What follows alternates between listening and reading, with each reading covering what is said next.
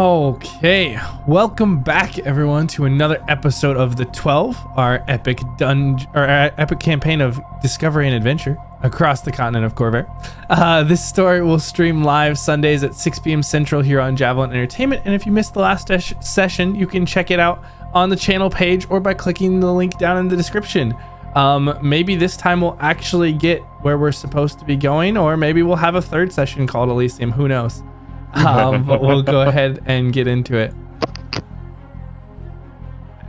Last week, our intrepid group were recovering from an optical assault when the Aging Halfling decided to swipe the only valuable item off the corpse of poor Gar, while his other half looked on in deathly horror. The Small Snatcher also proved that machines could get poisoned, and apparently the moons want to take things from us, so watch out for your eyes getting taken over by moon rays or something, I guess. Anyway, our survivors headed valiantly to their most difficult challenge yet, a bridge. You heard that right, folks, just a bridge, but boy, oh boy, it was quite spicy when the ropes, whips, and manacles started to come out, and sure enough, we had quite a bit of excitement in the dark of the night. Not one, not two, not three, but 4 missteps caused individuals to tumble off the crossing, but luckily the tight-wound rope harnesses kept them from getting too hurt. We also saw some monkey business, a few acrobatic show-offs, and a Spider-Man that was anything but a friendly neighborhood superhero. When our champion chasm crossers finally had beaten their behemoth, a light through the trees caught their attention and they came upon a seemingly natural growth of organic material built up around a stone table. Our Semi-Aquatic Captain wanted to no part of any other strange occurrences after seeing a shadowy shape disappear in a blink. But the Paraplegic Prowler was inebriated by more than just the moon this night. He felt an attraction and familiarity to the abnormal organics, and his stalwart desire to investigate the strange sanctuary led to quite the standoff. Our master and commander left in a huff, and the grumbling grandpa set up in a front row seat as the Ropeless Rogue and the Aberrant Ex-Arachnid took a cautious gaze, finding strange details on the stone table and large avian footprints. And wouldn't you know it, our Acrobatic Elf found herself looking into a set of eyes from a 9-foot shadow bird. We can't wait to find out what happens next, folks. Let's tune in to find out.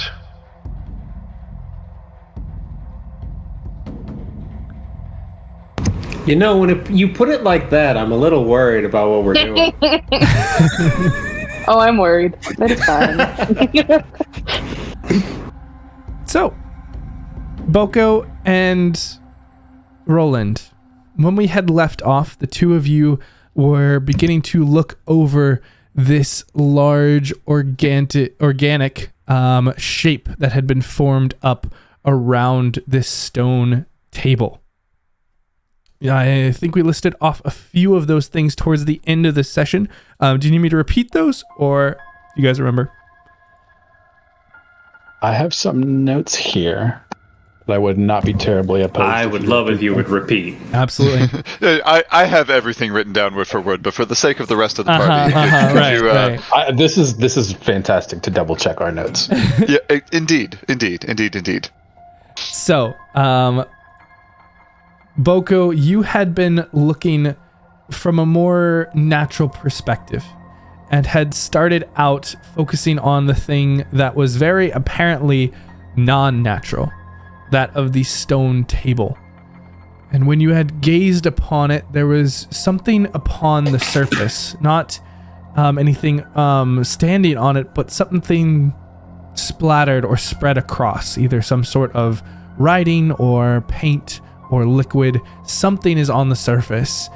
And you also see these scratches, these symbols, these carvings along the edge of this stone table, and large metal rings that are positioned one on each edge of the table.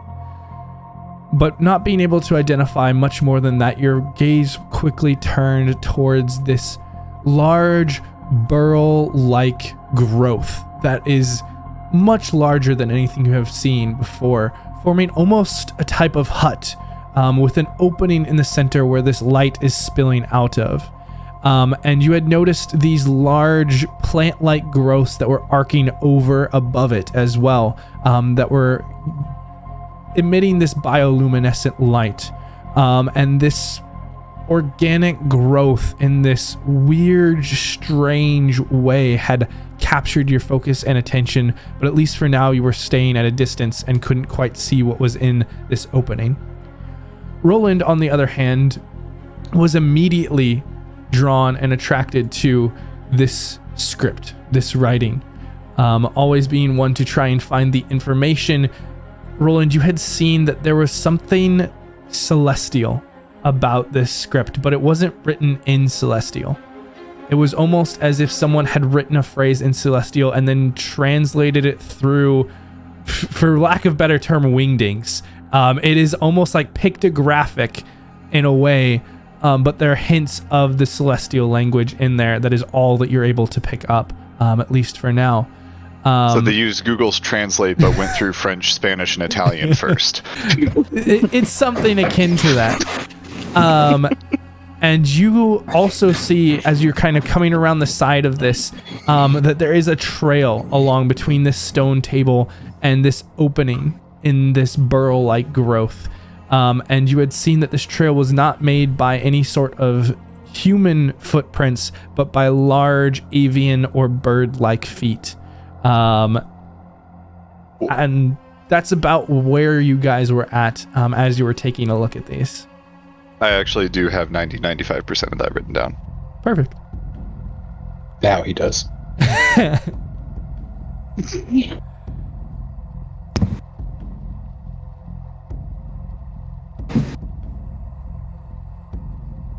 So, the two of you, and Sindri as well, since Sindri, you are also here, is there anything that you three are doing while the others are kind of keeping watch at a distance? Sindri is just going to kind of be taking a rest, because he's pretty tired. And he's hanging out back with the bard. Because he's kind of like indecisive about listening to the Cade and then the other people to be independent. And so it just kind of, I'm not fully there.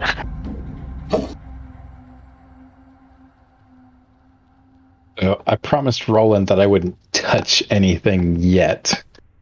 But you said that this hut specifically calls to me. So I think I would naturally gravitate in that direction, perhaps trying to peek inside. But again, I promised Roland I wouldn't touch anything yet. Okay, go ahead and just roll me a perception check then. Trying to just peek in from afar, trying to get the right angle to see whatever might be in there. That's pretty good. Damn.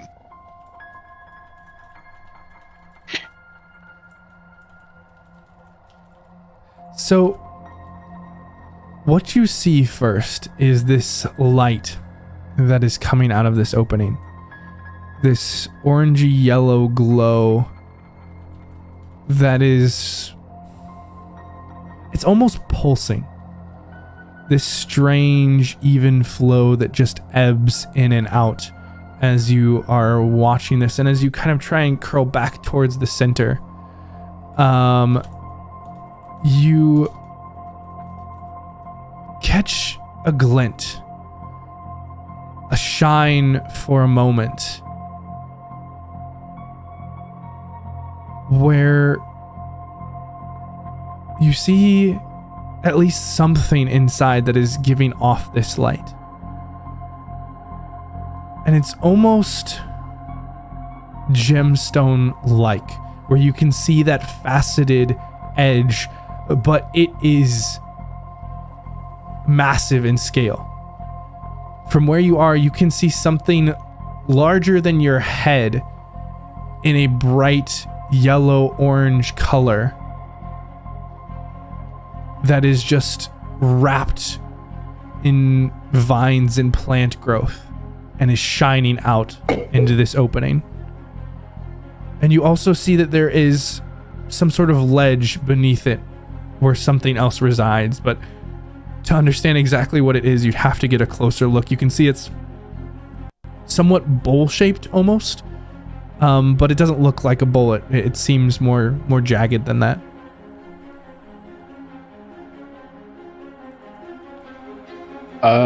I think Boko would sort of peer over to Roland, catch his eyes, and just silently nod in towards the hut to try to draw Roland's attention to it as well. Roland will kind of like go from the examination of the script. He's recognizing individual characters and just being like, why would you string those letters together? And then just kind of be like, huh? Oh, okay. and we'll get up and kind of head over that way very cautiously, making sure that he will actually make sure that his steps fall in the same spot as the bird tracks, just in case there's pressure plates under other places, but he'll walk up towards Boko. So at least right now, where this is there's the almost hut-like aberrant growth, and then for about 20 feet outside of that opening at the bottom is where the path is to the stone table. You and Boko are on the opposite side as you come up to this. So so to walk along the path, you'd have to go. That's between the stone table and the opening, not where Boko is. Boko is still behind it, keeping his distance. Oh no, he said what he said. He's going into the hut, and I'm just gonna watch. Oh, you're going. No, I was that as Boko okay. was at the entrance of the hut peering in. No. He's just kind of aligned himself with the doorway, looking over the table to try and see in as best he can. Don't let that change what you're gonna do though. Either way. I mean, you can still do that. I just wanted to make sure you understood. Nope. I'm heading towards Boko. I thought I had to get around the table and up to the entrance of the hut to do so. He's still abiding by the agreement that he made, and at least for now, keeping his distance. Bree, did you have something? Yeah, so about this time, Jasira is going to just get up and very purposefully walk towards the structure. I would say pretty emotionless, just eyes dead set on the opening. I'm guessing with my attention drawn towards the inside, I don't notice Jasira coming up yet, unless she's clomping along and breaking sticks. She's a little monk. What could she be breaking? Yeah, it's probably not. At least for now, Boko, you kind of make it over, or Roland, you make it over to Boko, and begin to talk before this kind of catches out of the corner of your eye as she's kind of coming up, because it is well lit here, so you can start the conversation and just insert that where it feels appropriate. Which side of Roland is she approaching from? Oh yeah, because you have a blind spot. Point. In my head, I don't really know what orientation we are. I had Boko on the right, Roland on the left, so to come mid, so Roland would have to be coming to the center, so it would be on your left side. Yeah. Roland doesn't see Jack. Well, she's going. Let alone Jasira. Yeah, so then in which case, she's just gonna keep on going. Is she going for the hut? She's passing by, rubbing shoulders, just going into the opening. Going in. Boko, no, because if Boko clocks this, he's gonna take a step back, hopefully drawing Roland's attention and keeping her in his blind spot. Okay. Roland, what were you going to say to Boko? Just coming up and going, what is it? What do you see? And Boko will sort of take a step back and gesture with his hands as he speaks. Says, there is a crystal of some kind. It seems to have plants growing around it. Do you know of any magic that could cause these to happen? A crystal growing plants. That does not sound natural.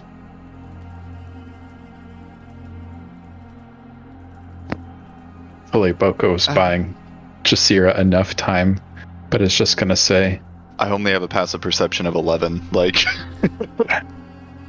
Boko is going to look at Roland and then go, I suppose we will soon find out. And gesture over to Jasira, putting her hands on the gem. And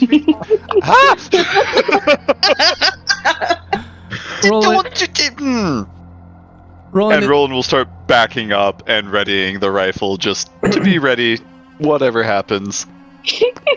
Boko said he wouldn't touch anything, but he's sure going to make sure that he knows what happens when Jasira does, so he's going to move up to... There's a very pointed glare Jasira headed your way at distracting him, because he's smart enough to figure out that you've drawn his attention away from the door. I simply talk to you. It's not my fault that you like to explain shit.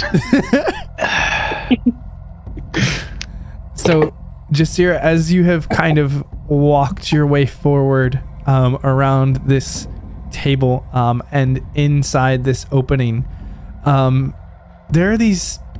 It's a natural growth. There seems to be plant life that is kind of surrounded, making this little canopy on the inside. And in front of you is almost another kind of table or structure where this plant life has kind of grown out to form some sort of place where there's just this jagged half circle placed down, and this gemstone that is in the center. This large orange yellow gemstone catches your eye, and as you kind of reach your hand forward out to touch it, it begins to glow. And you see that these vines are kind of all wrapped around it, holding it in place as it is just pulsing. And Roland, as you kind of turn around and spin around to see this, and Boko, you and Roland both focus, you see as that pulsing starts to get brighter and brighter and brighter as it's pulsing faster, and Jasira is just still standing there with her hand placed on it. And I think seeing this, me and Roland probably go in different directions. I'm going towards Jasira. I think he's backing away. I am a ranged combatant. Clyde's going to be moving up, seeing that something's going on finally. Just like sitting here, something's happening. All right, let's get this going. But he's wherever he was once this light's been pulsing. Clyde just sits forward on his lawn chair. Yeah, just, all right, let's do this. And Clyde, got some popcorn. You see as this light that was about... And really everyone at this point sees and notices this outside of those who are actively trying to rest. And even them are kind of stirred. But this light had a 50-foot radius. It goes to 60 foot in a pulse, 70 foot, 80 foot, 90, 100, 120, 150, 200, 250, 300, 500, 600. As it just begins to pulse, this bright light just emanates through the entire forest around you as it suddenly becomes this solid flash, and you have to close and turn away as this bright light just focuses, and then it begins to fade as the effect disperses. You adjust your eyes, kind of blinking in the darkness, and it is suddenly pitch black around you. This jungle is so bright with this light that it's now hard to see anything. And Boko, you kind of staring so close at it are finding yourself difficult to find any sort of traction at all, as there is no light whatsoever. I did promise Roland I wasn't going to touch anything, so I'm not reaching out to stable myself. I'm just... well, is everybody all right? Please sound off. We've been losing people left and right. Does Jasira understand everything that's going on? And is Clyde's torch out? No, the torches and everything would be the only bits of light. Okay. But it's because it was so bright that it's just like slowly seeping back in. Still and as your see. eyes adjust, you see that Jasira is kind of lying on the ground, a few feet away from the stone table. Oh shoot! And like she was knocked back away from the crystal? Like she was knocked back. And Boko, as you kind of, your eyes also begin to adjust, and Clyde kind of steps forward with this torch. There is no crystal. There is no growth. What was there is now a spike that is pressed out of the ground.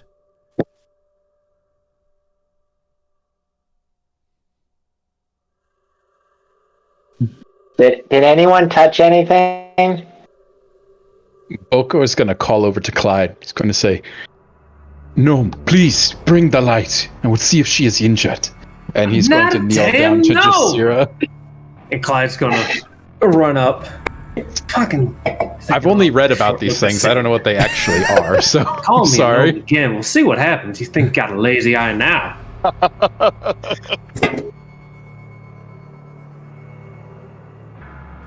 right. What you touch? I thought we were going to take a break and rest.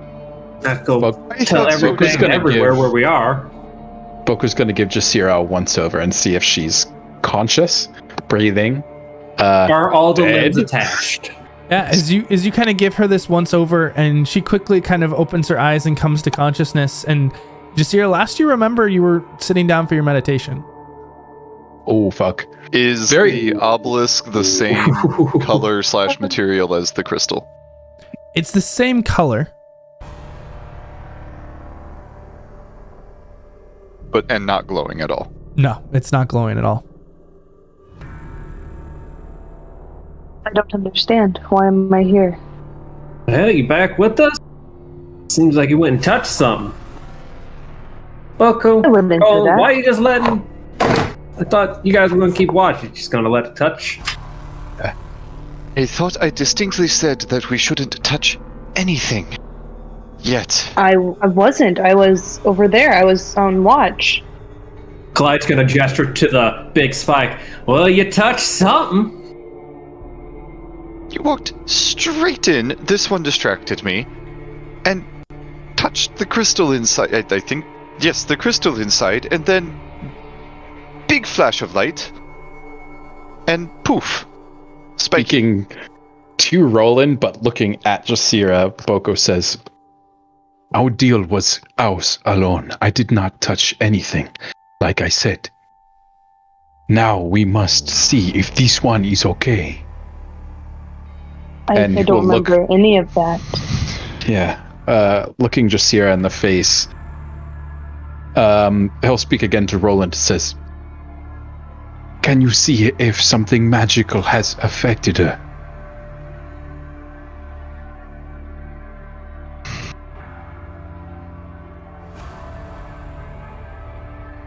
Roland doesn't move. He's just like,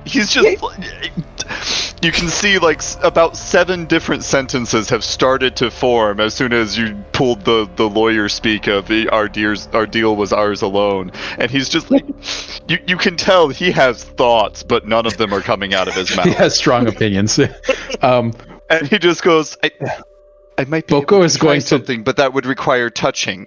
Yeah. And then Boko he'll look is towards going Jasira and ask, would you be okay with that? I guess. I don't know anything else to do. This takes me a while. That probably sounded awkward. And at this point, Tove has kind of rushed up. Like, you're all right. Oh, what happened? What was that light? I don't. I was looking. I was watching. I don't remember. I can cast as part of my you domain. You can cast?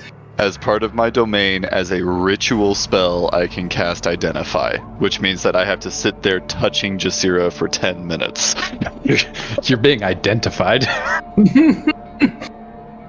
Oh. Identify. Is Jasira an object? Pardon. 11 minutes. No, the last line says that you can touch a creature and learn what spells are affecting it. And you're being objectified as well. No, a creature. While I mean, not the gonna last lie. sentence of the spell says if you touch a creature, not an object. Yep. While Roland's doing this, she's pretty cute. It's find fine. a 10-foot sapling She's just a little edgy. It's cool. that he's gonna cut down. But this is why he is like, are you okay with me doing a ritual spell on you for 11 fucking minutes? Yeah, so Boko just gosh dang it. Roland begins to sit down. I'm thinking rituals, and I'm just instantly go to Boko. Yes. Rituals and being weird. Obviously, it's Boko. That is stereotypical, and I do not appreciate it. But yeah, Don't you wish you could cast spells?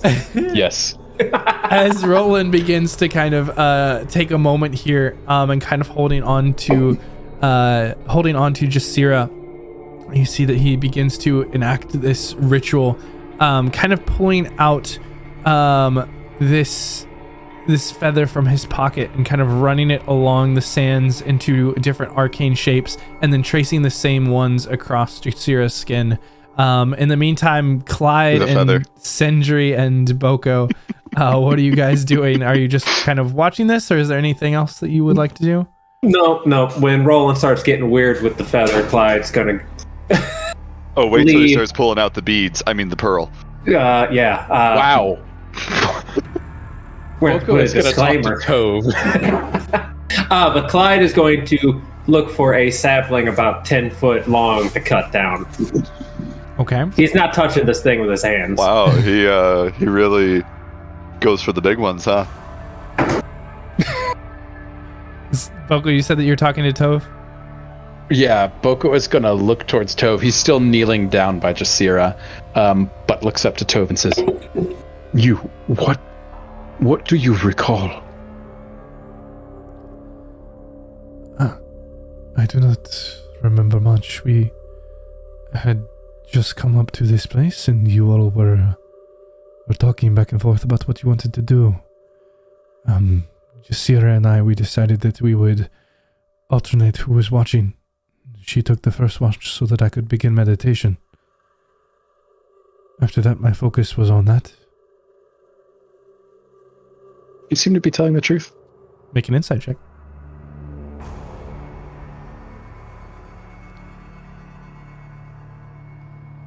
Give Roll20 a second. Insight checks are hard for him.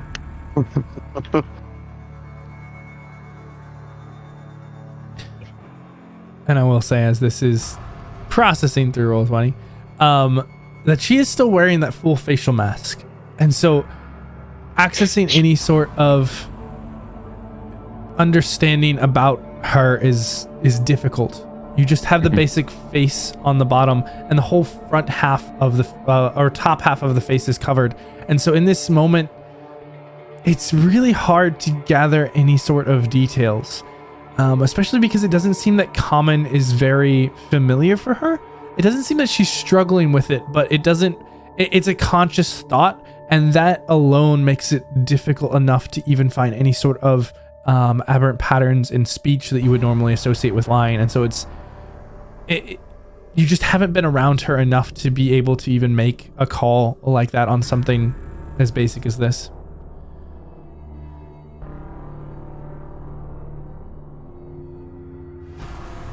Yeah, that's probably all Boko can get from that. And so he's going to just continue making sure that Jasira is okay. And Clyde, you are able to find a decent sized sapling that you can go ahead and kind of cut down.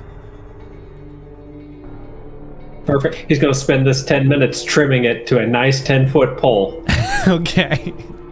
So just trying to trim all the foliage off, clearing it off. And Roland... Giving Roland his space. Yeah. Sindri is just going to be watching from kind of far away, still off in the distance, not going in, not touching. He kind of like... He basically looks like a child that made their own decision, but not actually sure if they should have made their own decision. And like, is everyone okay? Like kind of just looking back and forth between everyone. This is how people on the surface interact with each other. We pull out feathers and start tickling. Oh, gosh. Do not believe anything he is saying to you right now. So, I'm assuming Cade saw the massive flash of light. Oh, yeah. How could you miss it? Yeah, you definitely saw it. Cade just like had eyes closed and kind of just sighs and is waffling between going to investigate and letting people make their own bed and lie in it.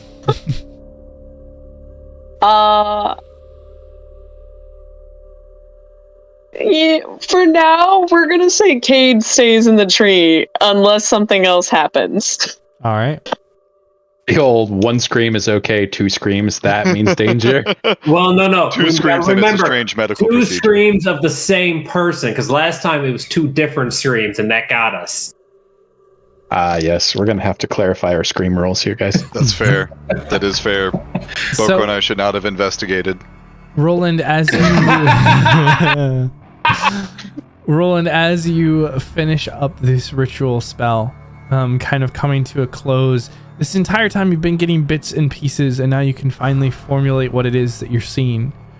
And for the most part, at least what you assume, it looks fairly natural. The responses that you get, the magic that's being fed off, it's different than the other times you've used this on a creature. There's something innately different about Jasira's physiology, but it doesn't look aberrant in the way that magic would and does. And so I've just never done this for a girl before, is what you're saying. More so. You know what? Actually, go ahead and make me just a general intelligence check. Oh, here comes the nat one. Let's go. Hey! Okay. Yeah. You particularly call back something that Jasira offhandedly had mentioned, that she was from a different plane. You're not extensively read on the planes, but you do know that other planes of existence are theorized to exist, and that is most likely the cause in the change in physiology that you're accessing here. In addition, you also do sense tendrils of magic, and as you finish this incantation, there is just this heat, this warm glow that begins to just emanate in your mind, and it's soft and warm like a campfire, and then it begins to grow and burn, and suddenly you are just pulled out of the ritual as the feather in your hand just burns to ash. Oh. All right, no more That's touching. Wow. Okay, so I didn't find like a currently.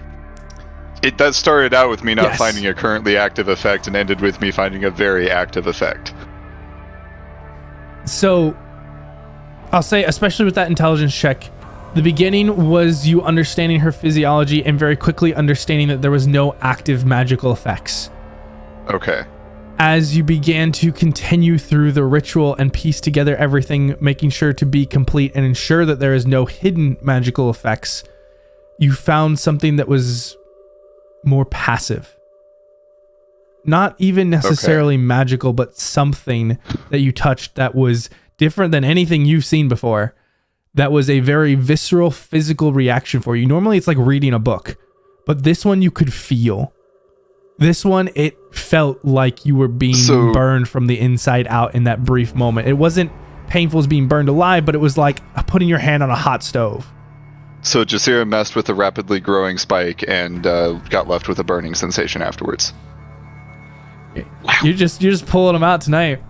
Does anybody have cure disease? I would like to note Freya's growling in protest right now. So It's okay. Clyde, wouldn't a bard know how to deal with this kind of thing? If we consider Jasira food, I can purify her. But only. Wait. Only if Jasira is a snack. Or just have Boko bring her to you. No, she is the whole damn meal, okay? Well, that's fine too. Anyway, Boko, you and Tove both see this and see the feather like burn, and at first you're like, is this part of the spell? And then you notice Roland's reaction and immediately understand that it very much was not. What happened? Is everything okay with her? That was odd. Jasira, how do you feel? How do we feel, DM? Besides utterly confused about the entire situation. I mean, you feel fine. I mean, all you know is your ass is so hot it just burned a feather away. What's new? Really? Yeah, I mean, you feel fine. You're not exactly sure why everyone is so concerned. It's a bit weird that you're on the ground now and that you're having apparently memory loss, but you don't feel any worse for wear. From her knowledge, has this happened previously, or is this like the first time? There's that one boyfriend in college that also tried a feather. It happened then too. I'm just making sure she didn't just black this out for some reason. Now that you think about it, it's never really been odd to you, but there are these moments when you enter meditation where you do enter this brief bit of unconsciousness that is not typical for most elves. Usually elves kind of do this meditation that is very relaxed but very conscious, at least of their own body, but you know that for you it's not quite like that. And so again, this is not unusual. What's unusual is that your body is moved, but the way that you meditate, the way that you sleep, it's much more relaxed. It's much more like a human sleeping.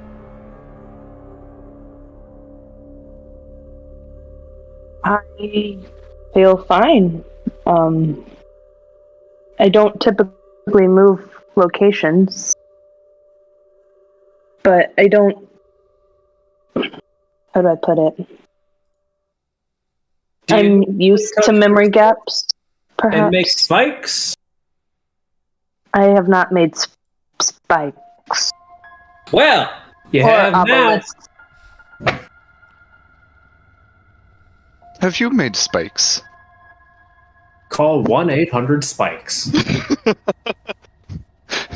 This is going to be filled with quotable moments. If you have ever been around spikes or have made spikes yourself, you may be entitled to compensation. Side effects may include burning, sudden loss of feathers. Goodness gracious. sudden loss of feathers.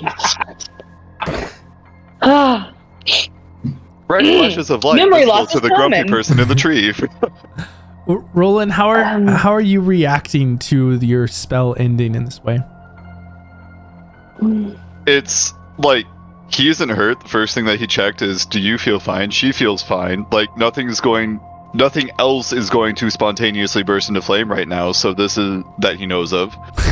So like this is all just science.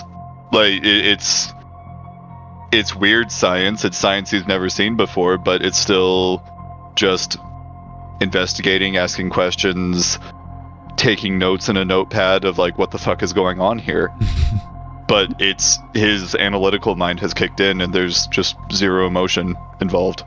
Clyde's going to do the other part of science, which is going to go poke the thing with a big stick. Okay. So as try you attaching a feather to the end of it. You all are focused on Jasira, and you just see Clyde kind of like walking up with this stick and begin to poke this obelisk that is now in the center of where this group was. There are a lot of black feathers laying around the table. It catches on fire. Yeah, that's another good point. That's one detail that I forgot to point out, that there were a lot of black feathers scattered around where the table was. And you said that if you want to attach a feather to your stick, they're on the ground. Austin, you said all the organics are gone, right? Okay. Can Jasira try to touch one of the feathers? We'll get to that in a second. Boko, what did you ask? Just taking a look around, you said all the organics are gone now, right? Yeah, it looks like that organic mound that was there, it is just gone. Like it's not broken, it's not shattered, it's not in pieces. There's no evidence of it anymore.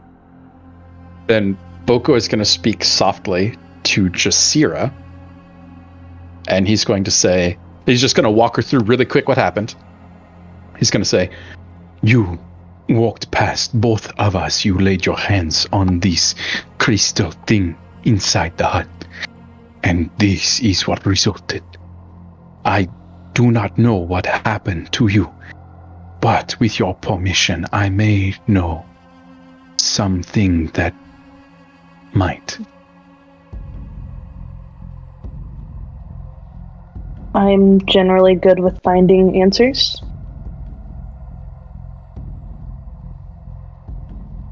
Okay. When we take a rest tonight, we will ask questions to the void, and we will see what it says. He said this so Roland can't hear. Because Roland's been trying to catch him in ritual form, so. I mean, the void? Did you pull Jasira aside? Yeah, aren't you guys like right next to each other? Like I am right there with Jasira, Is sciencing on Goku her. whispering in Jasira's ear? Oh, wait. No. I don't hear a thing. My nose is buried in that book, taking notes. He's on your deaf Feather side. caught on fire. He's Picking on up your another deaf feather. side. Yeah, actually, no. He's going side. over. He's finding another feather, bringing it over, and he just ear where the like, as you rifle is? finish that, he just comes up behind Jasira and is just like, boop, and looks at the feather. So I'm the one that's half like tree and mechanical, and you're the one that half your shit doesn't work. Yeah, you need to start selling him the half-tree mechanical shit. He's got some parts that need replacing. I can help you with that. And Jasira, I'm good, thanks. I'm not quite sure how they would interact with my body. You said that you were going to go investigate the table and see the feathers that they were talking about? Specifically, I just wanted her to pick up one of the feathers, just in case maybe touching them gives her some magical... You feel a tickle on your tricep as Boko finishes touching you or talking to you. As you kind of move forward, you see that first off, this stone table has a giant crack down the center. And you see these black feathers that are kind of scattered around, and Boko and Roland, as your eyes are kind of following Jasira, you see that the script that was around the table, it's gone. It is smooth stone now. Oh, I should have taken better notes on what the script looked like, but someone had to distract me with the gem. And Jasira, as you look and see these feathers, I would like you to make a wisdom saving throw. Okay. Let's do this. Jasira is a cat. She's resisting the urge to attack. I could use inspiration, but I kind of want to know what's going to happen. So we're not. Do you want to use inspiration? No, I want to know what's going to happen. Okay. Oh, I'm so glad I'm not with the two guys about to get their ass kicked. We're gonna get murdered with a feather. I mean, it's a monk. With a improvised feather. monk weapon. Who does that? Oh, it's gonna take Roland's eye out, the only good one he's got. Well, for starters, you're going to take 12 points of psychic damage to your stamina. Oh. Shit. Well, I think she's down because she had 11, so. So you all watch as Jasira walks up to this table and just instantly begins to kind of shudder and fall down to the ground as if she's having a seizure. Oh no. Roland comes running up and like digging through, like, you know, like, gripping his holy symbol, just trying to summon forth some magic. He can't get any healing magic out. He is tapped. So he'll just like resort to the last minute field medic, spare the dying. All right. And with a quick kind of capture, and you feel as the breath kind of returns to her and stabilizes. Again, she wasn't at that point where she was dead, but she was completely knocked out, completely exhausted, and like barely holding on and trembling. And for this moment, stabilizes, and you see as her breathing stabilizes, but she is still unconscious in this moment. Is everyone okay? Roland, like, seeing that she's stabilized, is just going to look up to Boko and go, "We need to leave before you or I are laying next to her. Help me get her legs." And is going to like start to try and pick her up and carry her out. Clyde hasn't seen this, so he's over poking this thing with the stick. Boko hasn't decided what he's going to do yet, so he hasn't moved to help Roland. He's just staring at Jasira.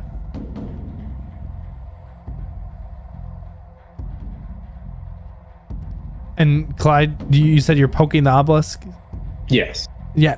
So you, as Boko and Roland are in this moment, and Jasira's on the ground, you're kind of just like, boop. And nothing seems to happen. Gonna hit it a little bit harder. What does it seem like this is made out of? Like, is it stone? Is it... You kind of whack at it and kind of hold the torch up. Make me an investigation check here for this one. All right, I can do that. Oh my god. That's 9. In this dim light from 10 feet away, you have no idea. It makes kind of a just a thud. Alright, then Clyde's gonna wind up with his 10-foot pole and just whack this obelisk. Alright, give me a strength check.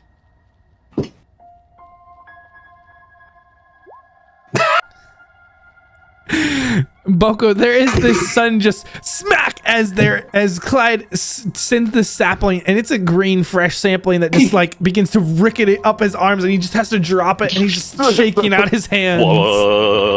And that kind of snaps you forward from this moment, and you're looking at Roland, kind of trying to stabilize Jasira and urging you to leave. Is there anything you're doing in this moment? Is Sindri here? Sindri's around. Trying to rest. Trying to get a cat nap. Sindri is still like out back. He has not gone closer to you guys, just sitting out there. A localized sun was enough to wake him up. I mean, he was awake and unconscious of it happening, but he's still trying but not to get enough his to rest. get up. Yeah. No.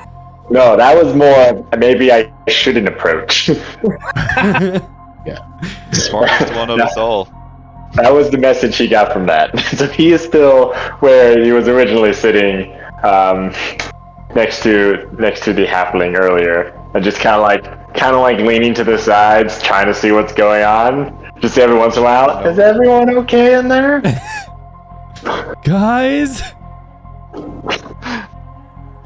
There was Maybe we a shouldn't light. I don't want to walk into it. Boko is going to bend down and pull one of Jasira's arms over his shoulder, and he's going to try to look up to Roland, and he's going to say, "Me and Tov, we can take care of this. You need to stay and make sure everything else is okay." I am getting out of here. Get her out of here. I'll get the loud one. Oh yeah, no. Clyde, after hitting it and not knowing what it is, going to walk back to. Well, I don't know a damn about what it is, but it's solid. It also knocked her flat on her ass twice. What? We need to leave. Well, okay, I just can't leave her with you guys then. Every time it just knocked out.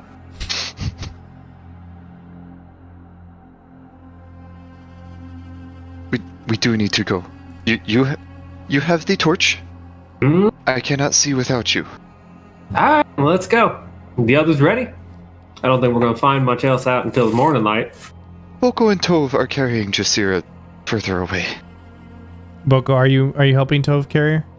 Yeah, so Boko tried to talk Roland into staying and helping Clyde, and then Boko and Tov are taking Jasira, if she's amiable to that. I mean, Tov is certainly ready to get her away and looked over. She is already kind of wrapped an arm around her and was trying to kind of get her away from whatever this was. And you kind of come and help, and together you begin to walk down the path away as Roland tries to go get Clyde. And Clyde, are you going with him also down the path? Oh yeah. He's not hanging out here by himself. You all begin to head back down and kind of grab Sindri. It's like, we need to get further away from this and head down away from where this obelisk now stands. Hey guys, you're back. What's going on? Also, against my better judgment as a player, Roland will be pocketing the feather that he picked up. Okay. Ritual feather.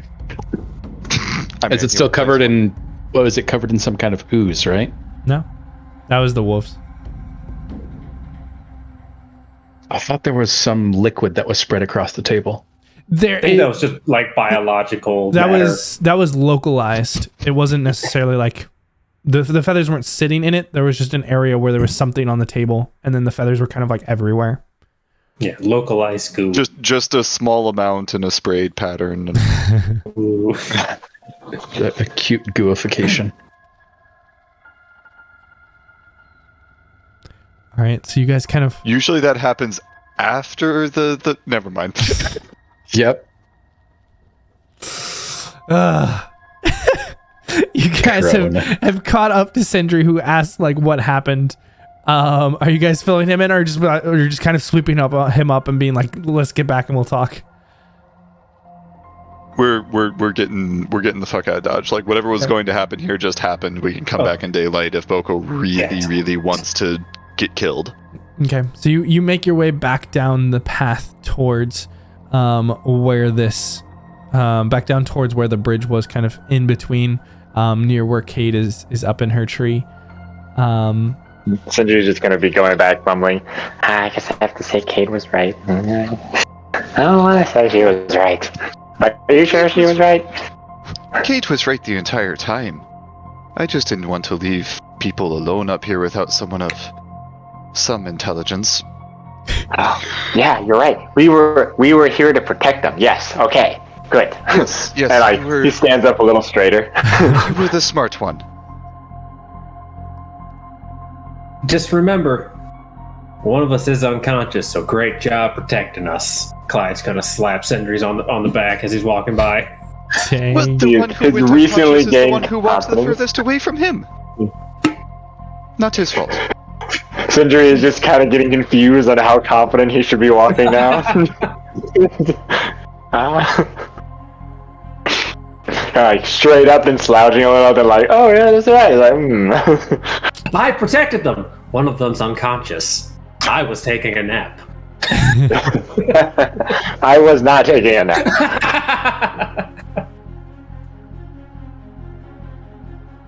Now, will Cade believe that? All right. So you guys have gotten back to this area. The obelisk is out of sight.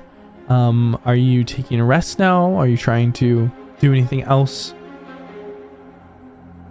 About what time is it?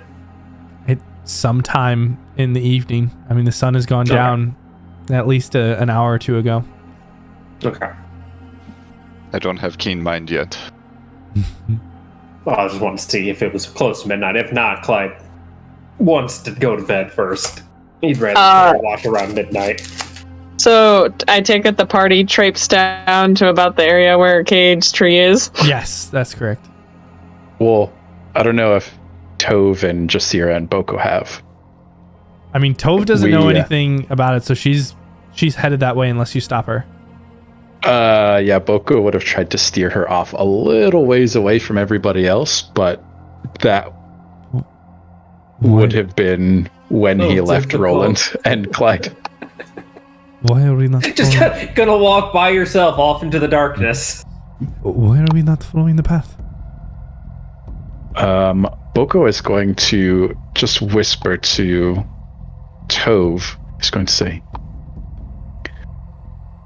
Jasira spoke before this happened. She's looking for answers of some kind. I may have a way of finding something out. Roll me a persuasion check. If it matters, Boko is not lying. Yep, that's why it's persuasion. It's not great. Better than mine. I would like to get her back until she's conscious, and then she can make her own decisions. But the Cade, she's healed people before. She may be able to do it again.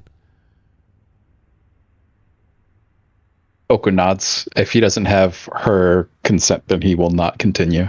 Say, then we will go.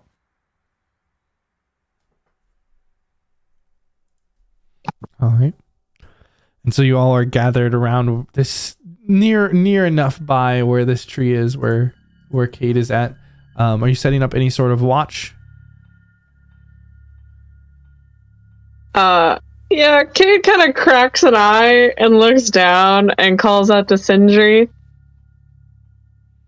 Is everyone in one piece? Yes, everyone's in one piece. One person is unconscious. But we did not fight anything. I'm not actually sure why she's unconscious. I don't think we fought something. No. I was not informed we fought something. Well, maybe. You said I was not informed. Everyone is in significantly better shape than Gar. Oh. Brett. Whichever. Everyone gets sad. Right. So someone's unconscious. We're Yes. sure I'm unconscious and not dead, right? Yes. I have some training as a medic. I can ascertain life or death. Right. I trust that coming from you. Debatable coming from Sindri. Hey, I didn't say anything. Just jabbing there. I will also say for Sindri that his ascertaining between life and death is whether or not he has hit it with his hammer. He did not hit this one with his hammer, so it is alive. Thank you. Kind of crosses his arms. Boko is going to set Jasira down and go, well, considering this one is not moving, he would not be able to hit it anyway. Just kind of gives a glare towards Boko. Boko will give you a creepy smile. Trying to break the tension. Not very well. I am so pleased that site investigation went exactly how all of you thought it was going to go, and that no one was at all injured while we were all low on resources. Is it time for bed now? For the record, the two people who were actually staying to investigate it did not touch anything. And nothing went wrong because we were there. I mean, lack of action's kind of an action. The sarcastic smile on Cade's face does not at all diminish. I didn't. I tried. I had a good plan. Other people ruined it. And he's just going to walk off, throw his hands into the air, and like kind of crump down next to a tree and pull his jacket over him and get ready to go to sleep. It's been a long fucking night, and no one has listened to him, and everything has gone wrong because no one listened to him. I listened to every word you said.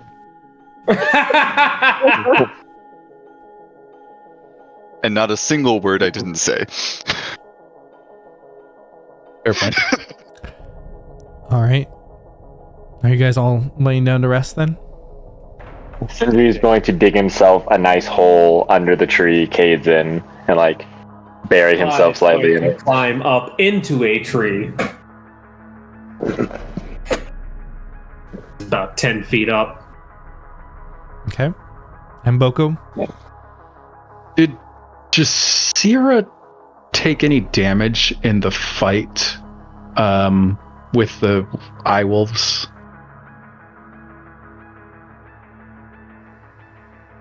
Yes, but it was all the shalt. Okay. So, She's got some steam burns. She got a steam facial and it hurt real bad. Yes. Then Boko will simply say to Tove, you'll say, if she wakes, please do not hesitate to wake me. And we'll see if we can find something, but only with her permission first. Tove takes a moment, but eventually kind of nods, and she sits there with Jasira.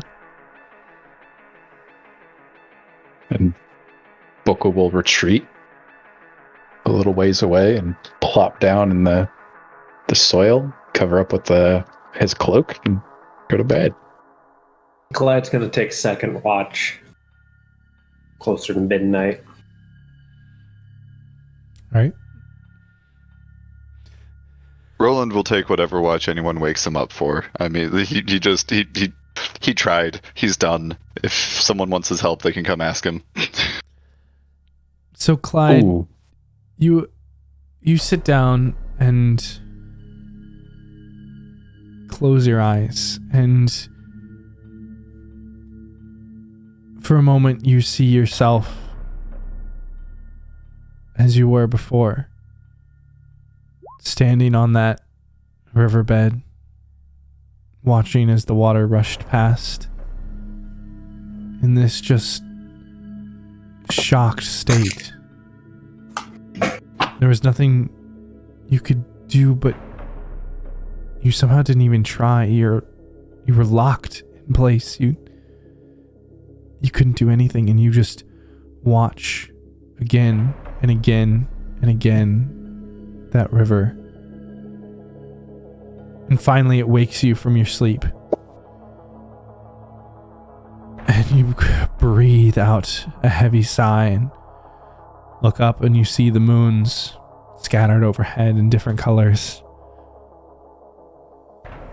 And you take a moment and begin to look around, and for the most part people are scattered, and you slide down your tree and look out and go ahead and make me a perception check. And do.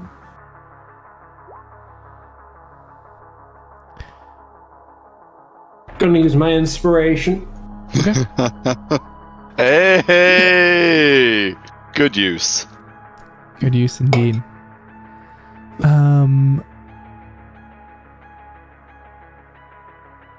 Okay. So you begin to look out, and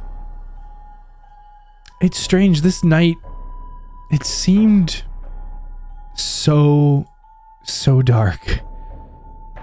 And you've constantly been trying to see under the dim light of torches and illuminated crowbars, and it just has not been working well, and your eyes were strained. But after sleeping, after this moment where you've been in complete darkness, waking up now, you see that there's actually quite a bit of light from the moon shining down.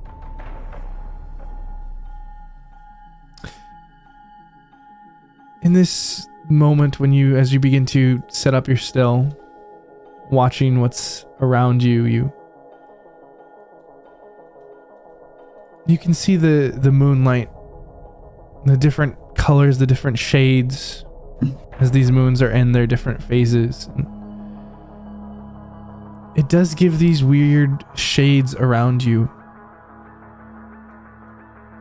But you see that, at least for the moment, things seem to be in a stable spot. There's no hounds lurking around, no bears. You don't see any tall shadows.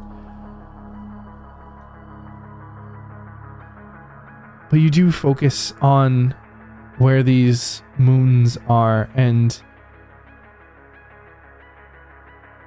at least one of them is nearing its zenith. It's full, but the light of the others are half to partial. And it's this gray-white light from a distant moon, and you kind of count out for a moment. 1, 2, 3, counting forward. You do see that it's small to the eye. Just the light of the distant... Is that Sephiros? Baracus? You sometimes forget and mix up each of these, but one of the smaller gray moons shines down and gives enough light to illuminate the shadows here. And you see Tove standing next to Jasira, her eyes still, or her attention still captured. And you notice that you do, for the first time since maybe a brief glance when you had first landed, see her face. The mask is kind of set down next to Jasira in the light of these moons, and she is looking around, and you can see these dark voids of inky black where the eyes are. The long white hair And for her, it's actually cut short just above the shoulder. As she scans around the forest. And you see as she clocks you and continues watching. And every so often she'll look back down at Jasira, kind of keeping a hand there and checking in on her. You know that she's probably been doing that.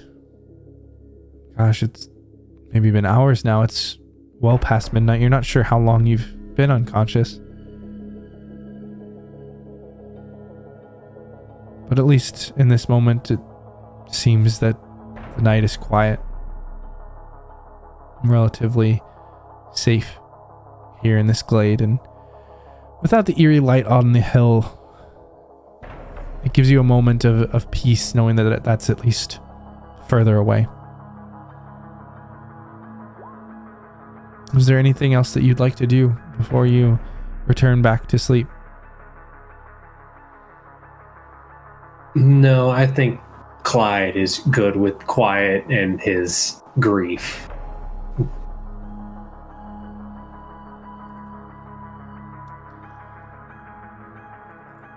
Alright. Then as you all rest in this night, and it takes some time, Jasira, but your eyes do eventually open, and you see that Tove is there looking over you. And she kind of gives a sigh of relief as she sees you wake up, and oh, it's so good to see you awake. How are you feeling? Fine. Better.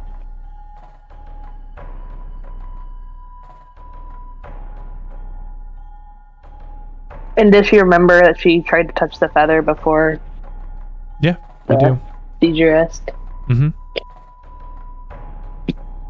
The owner of that feather must have something to do with this. I feel it.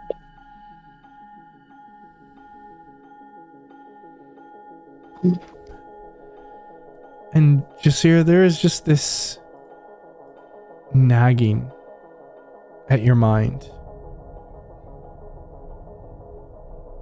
This strange weirdness that you are just experiencing, and you look all around you and you just see these small red eyes everywhere you look, and then you blink and they're gone. In the tree bark, in the leaves, in the small plants, you just see these small eyes everywhere, and you blink and they're not there, and you'd swear that you were just groggy from waking up from unconsciousness, but it is happening constantly on the peripheral of your vision, and you just feel like you are being watched.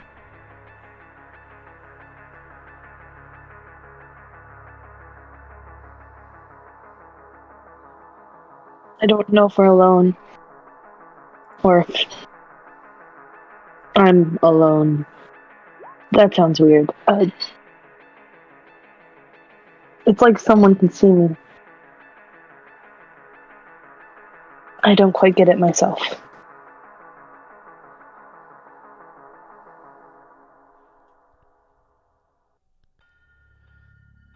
These eyes are everywhere. But then they're gone. This island, it is weird. I will be happy when we get to the city and can get off. We should try and make our way as fast as possible if you are amenable, but the man with the dark skin, Boko, he said that he may have something that could help. At least an idea, if you were interested. Yeah, we vaguely covered that. His methods are unorthodox, perhaps, but it seems like he gets results. I think it might be worth it. That is for you to decide. I will be by your side, whatever you choose. I guess Jasir will take this chance to kind of glance around and see what the state of everyone else is. See if anyone else is up, or if they're all passed out.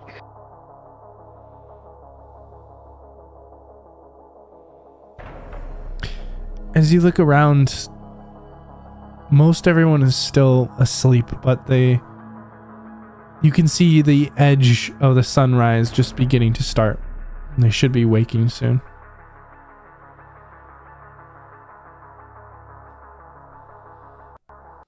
Then she'll just kind of look to Tove and say, you might be able to get another hour's rest, perhaps.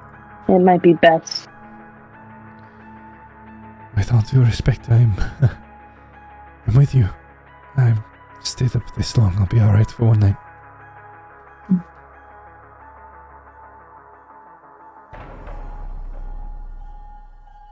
Keep watch.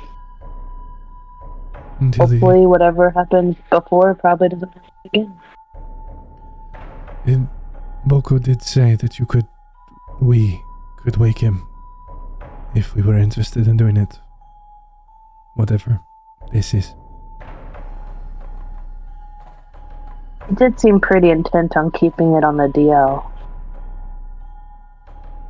I don't know if she would say DL. I was gonna let it fly. I wouldn't put it past her. Keeping it on the dungeon level. Yeah, hush hush.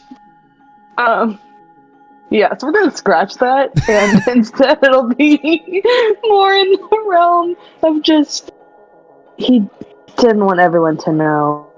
It seems he's a little bit secretive. We could probably wake him then. And so she'll kind of just get up and I guess start heading over towards Boko. I've just decided that Boko sleeps with his eyes open. Oh, great. Jasira, I mean, just another thing. As you look down at Boko, one of the eyes is bright red. Well, she'll just kind of try to shake her head and see if it's still glowing. Nope, it goes back to normal.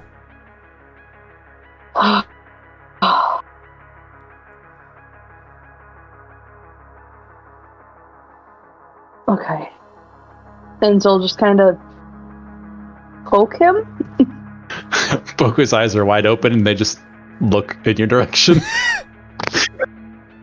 Hey, cool trick. Do you want to try that thing while everyone's still finishing their rest? Boko will nod and he'll sort of push himself upright. Would I have been able to recreate my chimera at the beginning of the long rest? I don't think it matters. I could probably do it at the end. Yeah, I mean, it's fine, whichever you choose. You would have had enough time to attempt it before or after. Okay. And Boko will nod and sort of stand upright. He'll say, okay. Come this way. It should only take a few minutes. Here follows. And Boko will walk a little ways off, sort of keeping very close, or keeping very intimate knowledge of where the group is so that they can make their way back. Mm-hmm. But he will sort of speak as he's walking, specifically to Tove. And he'll say, something you must know about this ritual. What you hear, what you see, do not listen. And most importantly to you, do not touch me and do not touch her. Do you understand? Roll me a persuasion check.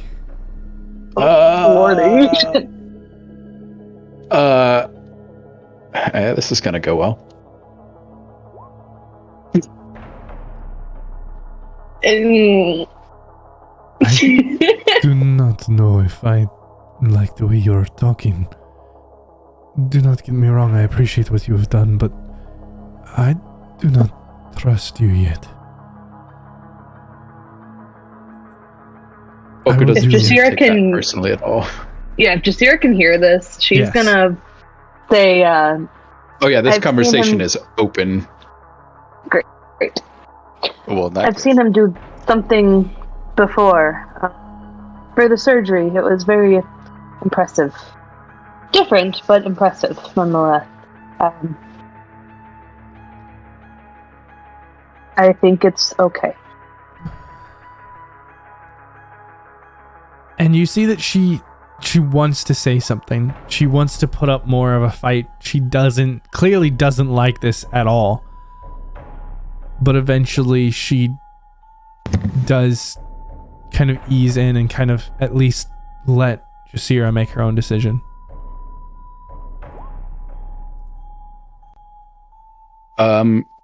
And Boko will turn once he's found a good spot facing Jasira, and he'll say,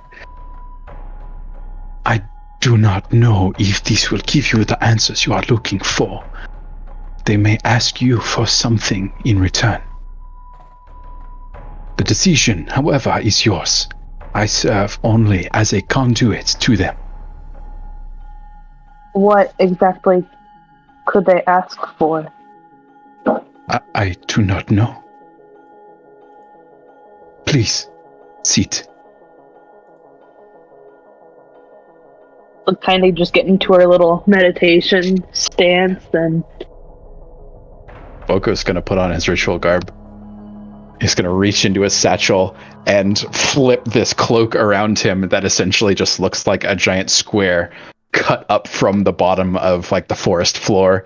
And from the bag also pull out a giant deer skull that he dons over that's carved with all these runes and everything. And in the eye holes there, it's almost like this sort of black, dark purple sort of gems that sit within. And he's going to sit down cross-legged across from you and hold his hands out. And he's just going to say, please, your hands. and then real quick, sunlight-wise, is it still dim enough that she can get away without wearing her mask, or is it about time to... I'd say you probably have maybe 15-20 minutes before you have to. Oh yeah, we'll be done. Okay. One way or the other. Might be dead, but we'll find out. Yeah. She'll So- give him her hand. Boko will take one of her hands, slide his hand underneath the cloak, draw the ritual dagger, and reach out, and with a uncanny speed, just draw it a little bit across the back of your hand, very lightly, just enough to draw blood, and raise his hand up above it. And as he does, the blood bursts into this purple flame and rises off of your skin into his hand, where he closes his hand. And all around us, you see figures, shapeless figures begin to form in these purple flames. And we're going to see if we can find somebody who is knowledgeable about anything here, DM. All right, go ahead and roll a D100. Ooh. Oh, Lottie. Oh, Lordy coming.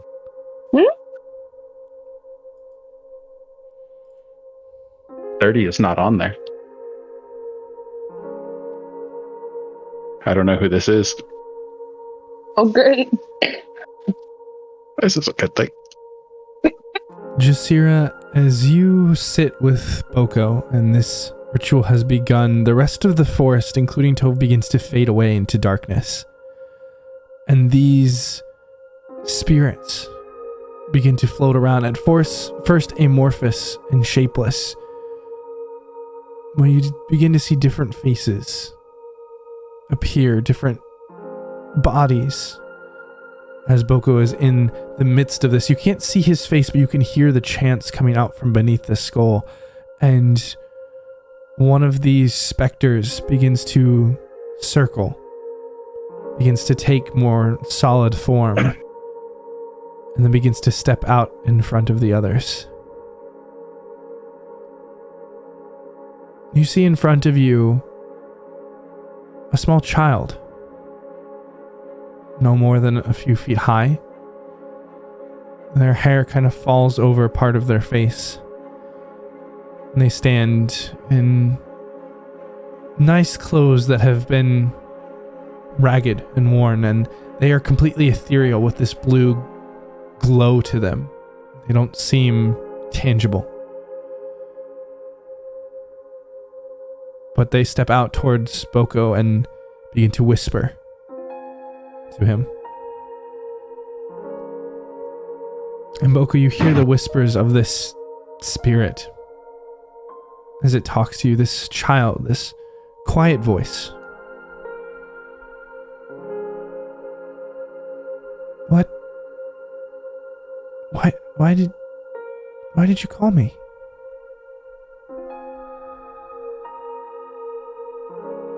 And as this creature speaks to Boko, Boko mimics the speech to Jasira.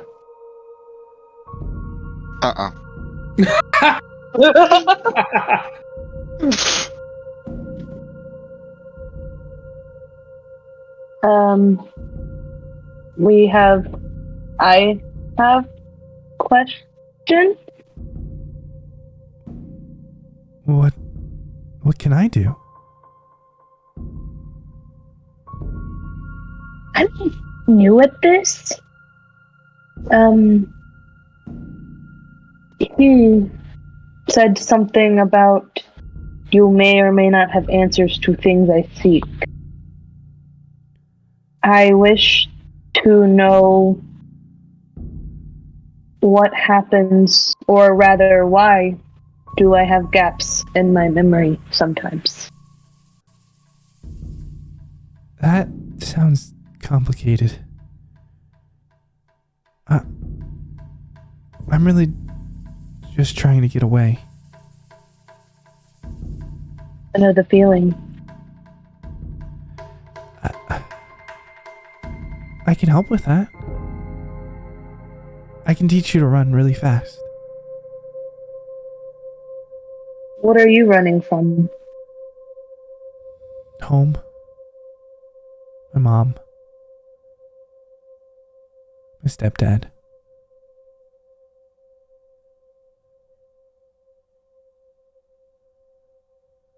Sirius' face just kind of hardens a little bit, but the eyes stay soft.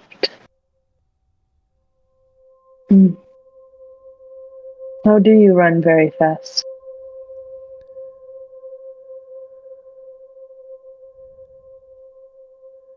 Well,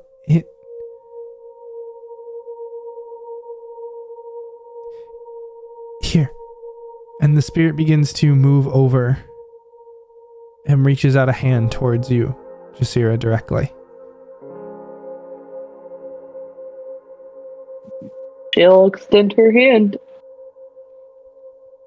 As you touch the spirit, there is this coldness, but the child has a slight smile.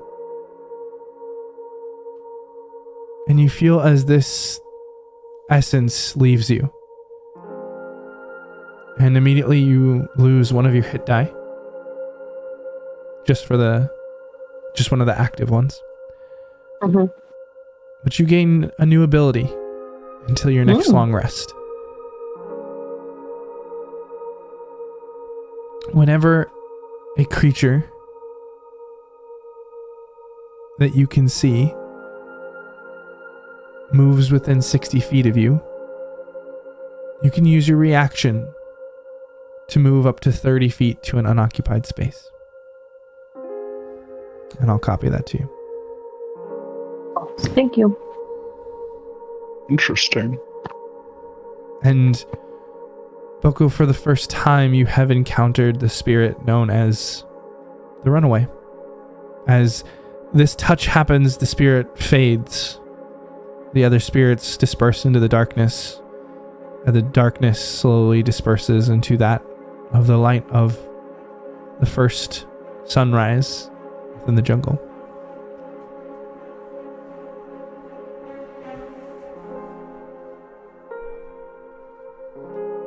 Boku will sort of pull the mask off when the ritual finishes. He'll say, I'm sorry. I simply call to them. I do not control who responds.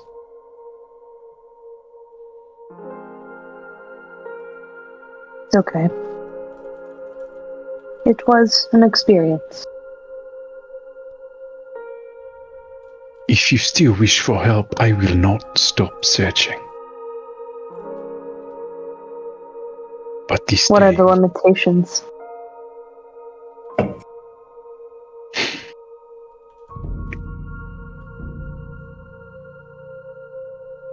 some spirits offer dangerous gifts for very high prices. Sometimes they are not useful at all. Other times, they are just what you need. I am sorry.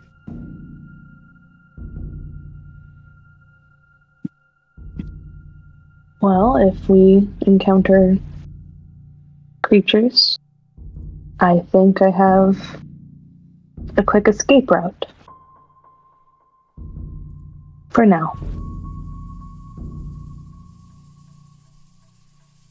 Oku nods. Wasn't all and I'll bad. stand up and nod to Tove as well.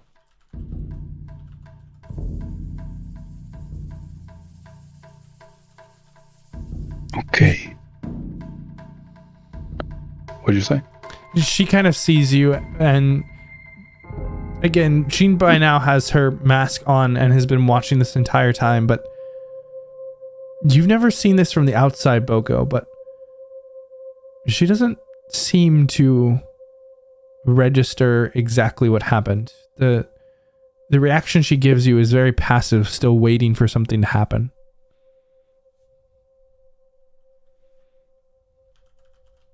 Interesting. Boku will nod, and he'll nod to Jasira, and he'll say, I need a few more hours of rest. Perhaps we may search for an answer tomorrow. Sure. Sounds good. Boku will stow his gear and head off to bed. Now we have an extra fast monk, but no answers. And that lasts until your next long rest, Jasira. Gotcha. Yeah, she'll take a moment before getting up, try and just collect herself, and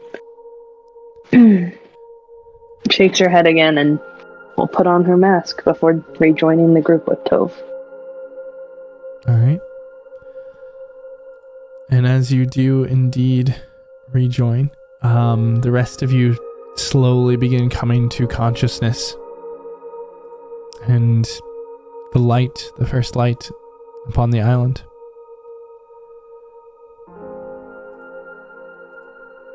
Is there a long rest button on this sheet? I don't think so. There is not. No. Sadly. Oh, there is. Actually, you can turn one on. Let's see here. Settings.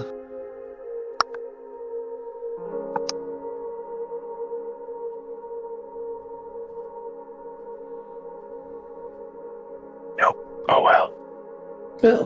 I have one on mine, so you can turn it on somewhere. I will look for it after the game.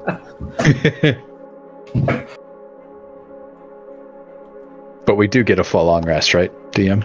Yes, you all get a full long rest, and Jasira, you also get all of your stamina back. We get our hit points back at the end of a long rest? Yes, and your hit dice, you get half of them back. Mm-hmm. But yes, or sorry, you asked me about the health points. So those will depend on what they are. You might be the only one who's lost some. Yes, you for those will get one back each long rest. Oof. Ooh. Because you didn't have any lasting damage. I do have a grievous wound, though. Yeah, it does have a grievous wound. Yep, and that lasts until you fix it. And so your AC is still reduced by 1 due to the damaged armor. When Clyde gets up, he will go to Jasira and talk and just... I didn't want to bother y'all last night because you seemed to be having a nice moment, but I couldn't help but notice that the crying blackness, is that new?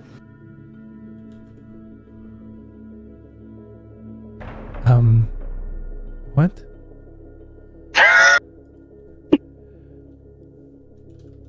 Last night when I was working with the still, I couldn't help but notice. Is that something you think from the crystal? Black eyes? Yeah.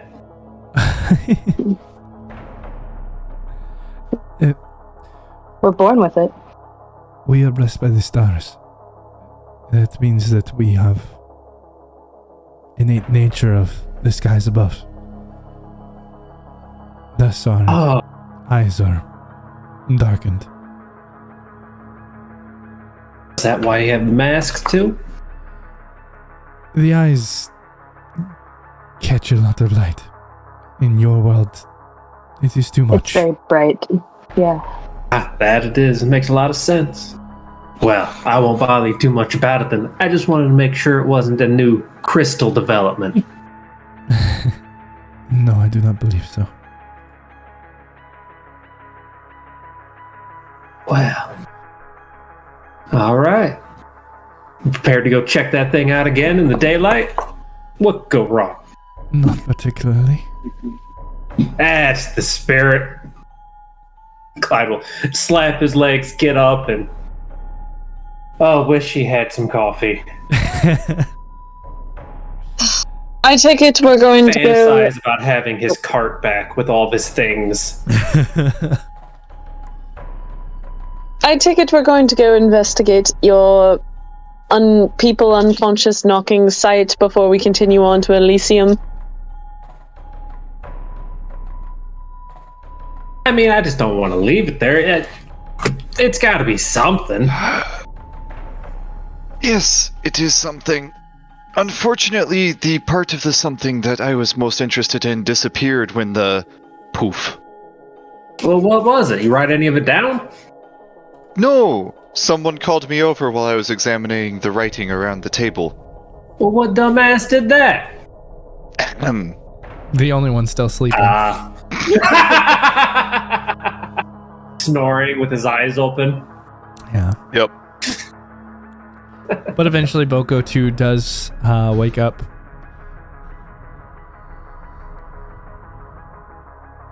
And are you all headed back up the Boko path? 2, what happened to Boko 1? I split into 2 and I sleep. Oh, that's horrifying. Oh, God. You Just have like to the kill leg your open clone out. every night. Osmosis. Got some prestige shit going on here. Oh, every night you split into a good half and an evil half, and whoever wins is the dominant personality. That actually sounds like a fun character, though. Yeah, no, I'm not gonna lie. I want to play that character now. Hey, there's got to be the plasmoid, so it's 2 plasmoids stuck together. Ooh. And taking notes for the next campaign I run. Oh, wait. So are you guys headed back up the path, or was there something else that you wanted to do? We have to go by this strange site to get to Elysium. The path looks to be the path towards Elysium. The site was kind of off on the side of the path. Well, maybe it doesn't look quite as terrifying in the daylight. You can We actually should see it. look, but not touch. As he glares at everyone. Clyde's gonna pat his 12-foot sapling. Oh, it grew. Ah! Again, I would like to remind everyone 12 foot. You said 10. that I know. Sorry, what was that, I would Kate? like to remind everyone that there are a lot of people not so great at survival sitting on a beach after being kidnapped from the city, and we are on a mission to get them aid. Just keep that in mind. Well, then we should make sure that whatever is at that obelisk will not go back to kill them. Or anger what's there to kill them. Exactly, which let's is not why do we that. should look and not touch. Well, all right. Maybe just Sierra and Toph stay back a little bit because it seems to adversely affect them, and the rest of us can go look at it. I And not touch. wish to point out, I think the feathers have something to do with it. Oh, right. Don't touch the feathers. Yes. The feathers, don't touch them either. Absolutely. We go and examine and look and don't touch anything, including the feathers. Good idea. I feel like I need an insight check if you. I want just Sierra to do an insight check. I honestly don't think you do. I don't think you need one at this point. Nah, you ain't touch those feathers. Clyde, you don't. You wouldn't do that. You don't Roland seems like he's exactly- on the up and up, like a smart person. You don't you don't quite put together what's going on. Did not have my coffee yet. As just here as well. Burn either. Despite how it was spoken, Roland in this moment, mostly to himself, is just thinking, "Oh no, I did touch something, didn't I?" Uh-oh. Stuffs the feather that's sticking out of his pack down a little bit. All right, but you guys do make your way back up to the path, and in the light of day, it's not quite as ominous, but it is still strange. You can now all see, and Cade, for the first time, you see that the stone table that was there is split into two pieces. Most of you don't remember if it was like that before. Boko and Roland, you know for sure that it wasn't. And back behind where this large growth was, the growth is gone, and from the ground bursting out of it is this large obelisk-like spire. I'm sorry. I thought you said, like, minimal things happened last night. This is not at all what we saw last night. Minimal things to other people. Told you, touched the It was crystal. just Jasira made taking an a nap. obelisk. And she's fine now. She's taking a very shaky nap. I think she seized. Straight onto the dirt. We were playing charades, and she won. It was popcorn. I don't know what happened. I was setting up for watch, and next thing I knew, I was on the ground in the altar, and that had happened. And then she tried to... What rather, I saw is you walk straight in obelisk. and touch the gem. So obviously there's a gap there, which, you know, can happen. There's stuff going on in this area, and... Well, maybe the mysterious shadow got to you. And not Boko or I. Were you asleep? Were you asleep? Like, within a certain radius? Did you go to sleep before Clyde and Sindri?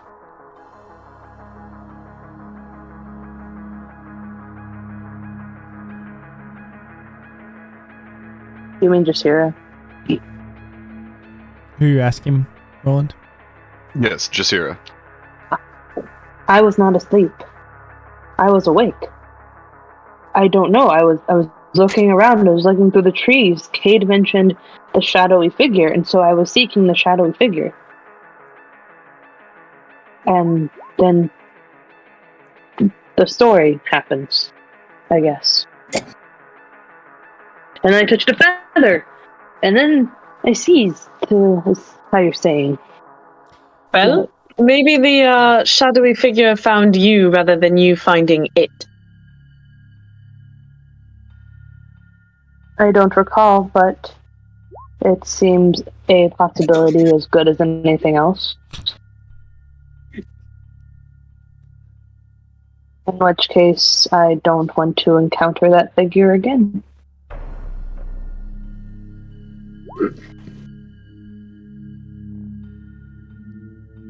Neither do I. Let's hope they're only around at night and we will be far away.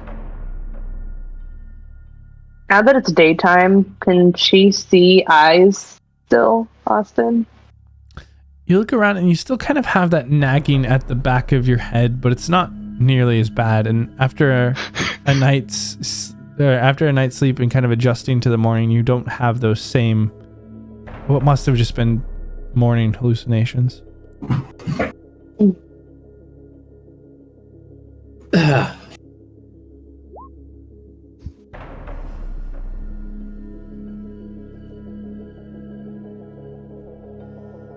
So, looking around, does it look like there were fresh tracks of like something or someone like recently traipsing through the area more than just our party? Give me an investigation or survival check, Cade. Okay. We'll do investigate. Nope, survival. Survival is much better than. Ooh. Not supposed to be advantage, but the first roll still counts. Cade, you can clearly see that there is some sort of path between this broken table and where the obelisk is. It's worn in, and you can see these large bird-like footprints with the 3 prongs on the front, 1 in the back. And as you kind of just scan the area, you do see a few other spots where you notice one of the the ground isn't soft here, and so you only pick up partial footprints elsewhere, but there are a couple other scattered throughout nearby. Okay. But tacking onto that, does there look like there are like broken tree branches in any of the areas in this clearing? Not really. This area has been kind of walked over by you all, and so there's a few signs that you can see of people being here, but you don't notice anything. You don't notice any other paths leading off in any other directions, like any broken tree branches or leaves or something like that would indicate something headed off in another way. Okay, I was mostly like looking like up, like if something flew out of here. Oh no, the canopy. First of all, it's not completely intact. There's sun rays coming through, but at least from what you can see, it looks like there doesn't appear to be any like gaping things that have fallen off or broken. Okay. Then I'm assuming that these bird tracks, they're massive, right? Like probably way bigger than any bird I've probably ever seen. Yes, considerably. They're probably from one tip of the toe to the other tip of the toe. It's probably like a solid 1.5 to 2 feet. Oh, okay. Wow. That's one big bird in this area. That's what? Mildly I'm worried about a terrifying. bird. His arm just came off. Do you not see these tracks? Do not see. Not particularly concerned with Boko's strange body parts. I'm more concerned with the thing that might possibly attack us, and a bird that big can certainly eat us. I'm sorry, I can't be all laissez-faire about a body part walking back to him. It's fine. If the bird shows up to eat us, we just toss at Boko's arm. As he sheathes his dagger. Alright, so big bird. Massive Where all the feathers are from? I don't see what the big deal is. I'm just trying to look at the obelisk, guys. Stop bugging me. And Boko, you can see that this obelisk, it does have the same or similar coloration to the light and the gemstone that you had seen, but it is coming out of the ground. Like the ground around it has been kind of pulled open, and this thing stretches probably a good 20 to 25 feet up into the air. But it is completely smooth-sided. There's no markings or anything on it. Boko's gonna touch it. Oh. No! You reach out a I'm hand. gonna off his hit other Boku arm. with a stick. You reach out a hand to go to touch it, and Clyde just like whacks you into it because it's 12 foot long, and your hand touches it, and nothing seems to happen. I promised last night I wouldn't touch anything. And Boko actually immediately, there's something familiar about that texture. You immediately recognize this Oh, as some sort of bone. bone. Oh. Yeah, I might have found that out last night if I could roll above a 2. Okay, so the rapidly growing spike was a bone, or... No, hey.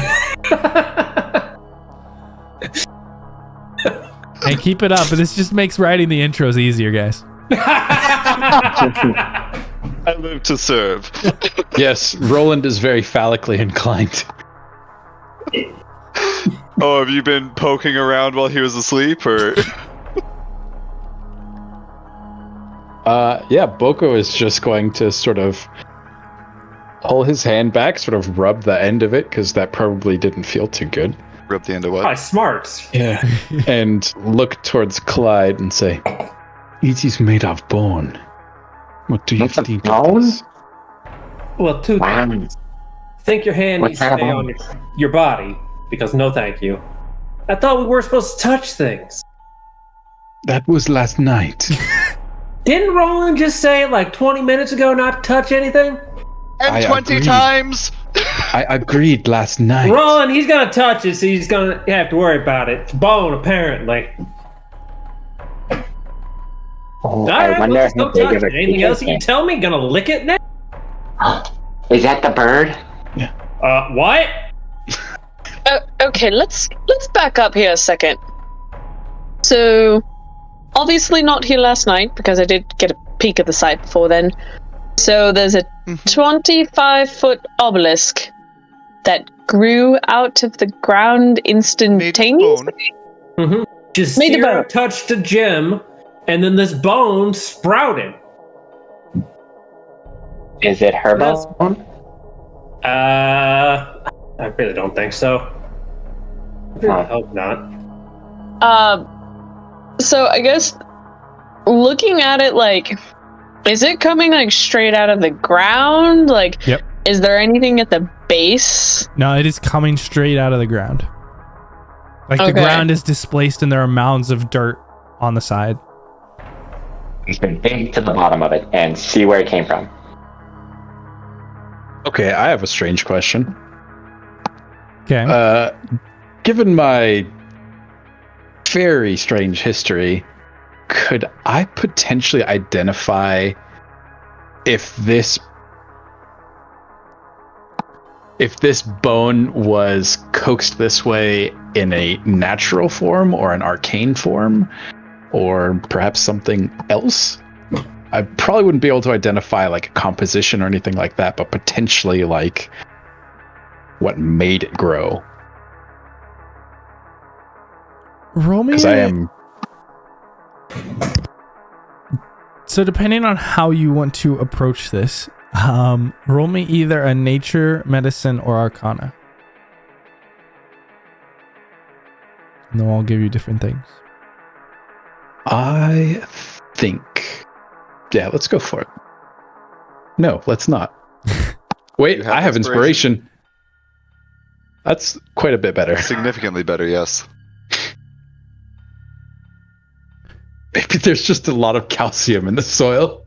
Yeah, so even though it has a bone-like texture, the coloration is not really accurate. And for a moment you kind of think to yourself, maybe this isn't bone, or maybe it's something similar. Again, everything on this island is weird. Something had to have happened, but how it happened and what happened, you're very confused. But at the same time, this thing, it doesn't look like... Whenever you've seen certain aspects of magic where a physical form is stretched by magic or is amplified by magic, and it leaves marks, it leaves impacts, it leaves remnants, and that's not what you see here.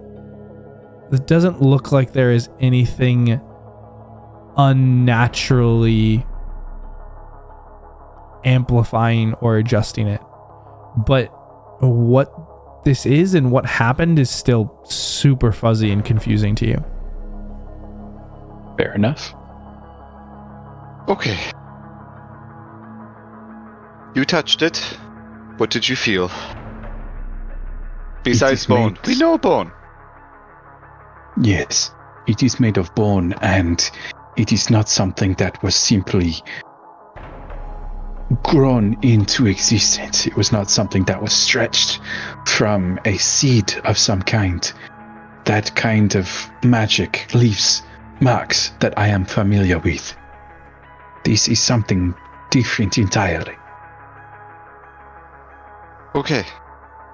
No stretch marks. Yes. Maybe a spell? I do not know.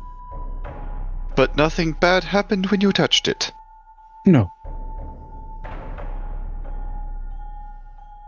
Roland will start walking forward, and as Roland moves forward, Boko will just sort of turn his head over his shoulder and go, "Oh, the halfling suggested perhaps leaking it may help." You are welcome to try that, or the halfling might. Nah, I'm past my licking bone days.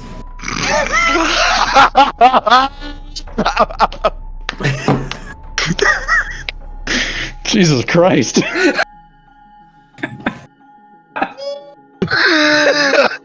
Fucking teed that one up for you.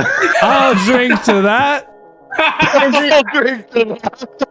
Where the Is it fuck is normal Octavius at? For you people here to lick bone?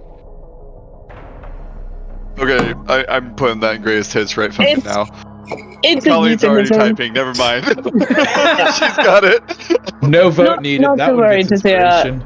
Yep. It's a euphemism for sucking dick. Well, you just take all the fun out of things, don't you? Well, she obviously doesn't understand. It's only polite to explain.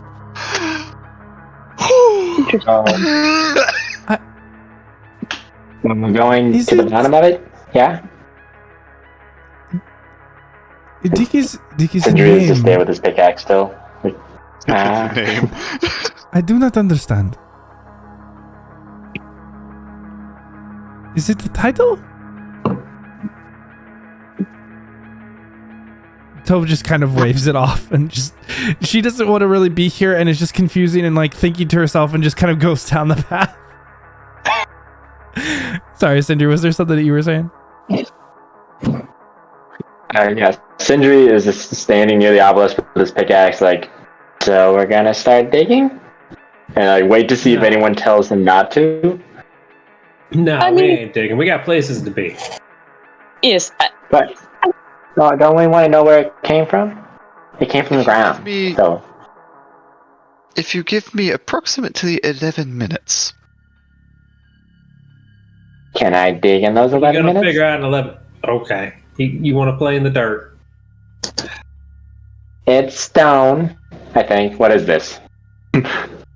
I mean, it's dirt right now. I would It'll be recommend not stone when I get deep enough. I would recommend not disturbing the earth any further until I am done. I would But the hate obelisk for did it. something else like what this was to happen and suddenly grow further, and suddenly instead of just an obelisk, it's a mountain that we are stuck on and cannot get down. We can grow mountains on this? That sounds amazing. That was a Oh. bad I like this plan. You're not helping with this one. So, okay, I'm just gonna throw this out here since I seem to be the voice of reason in this party occasionally. Perhaps we might find answers in town. You know, the people who've been living on this very strange island probably know about the strange occurrences on this island. You know what? I'll Might have a believe room people are or living on this two. island when I see it. Hello. I assure you, there's a port town. Living here now? Yeah, I don't want to stay here longer than I have to. How are you gonna get around with all the seeing eye dogs? The bear. To answer It's this Sindri's thing. question, You said this Boko wants to island's see not what's that underneath big. this. Okay, so we have 2 votes to dig. Roland, you need 11 minutes, yes? It would give some peace of mind, yes. Okay, we wait here for 11 minutes, and then perhaps we move on. You know, you can learn lovely things in town. People gossip all the time. You just have to listen. And I assure you, we will cause lots of attention, because showing up randomly out of the jungle after perhaps someone saw a tentacle ship fall out to the sky, you know, there's going to be lots of questions, and I'm sure we can get some answers of our own. Yeah, we'll probably get detained first, though. So we might want some answers about what's happened, because they're not going to believe anything we say. I'm not okay with being detained. Yeah, see? You're in such a hurry to go there. If this is a little town in the middle of nowhere, and they're having problems with seeing eye dogs and all this other crap, they're not going to be too inclined to strangers coming into the front door. I'm not sure what you plan to find, but it's not going to be a sail in and sail out all the time. Opening for us. Just spend one night in a jail cell. Most of them aren't too bad. What are they like? Cold, damp. They sound lovely so far. Can we sleep there? Every now and then, these small towns, it's just somebody's room, and that's usually pretty fun. As this conversation is going on, Roland, you have made your way up to this obelisk. Yeah, no, this is Clyde watching while Sindri is digging a hole. Yes, I have started digging. Hoping that Sindri is not digging while I'm casting a ritual spell next to the object that he wants to. I will pick a different side than you are on. If Sindri swings a pickaxe once, I'm not casting Identify. I'm walking 30 feet back. I encourage Sindri to dig. I'm not casting Sindri is confused. I am walking down the path. If Sindri wants to dig, Sindri can dig. I'm not examining this anymore if it's disturbed. I want to see what's underneath. All right, Sindri, what's the call? Roland is you can see the frustration. Roland has made it abundantly clear multiple times that he wants you to keep your pickaxe in your fucking belt.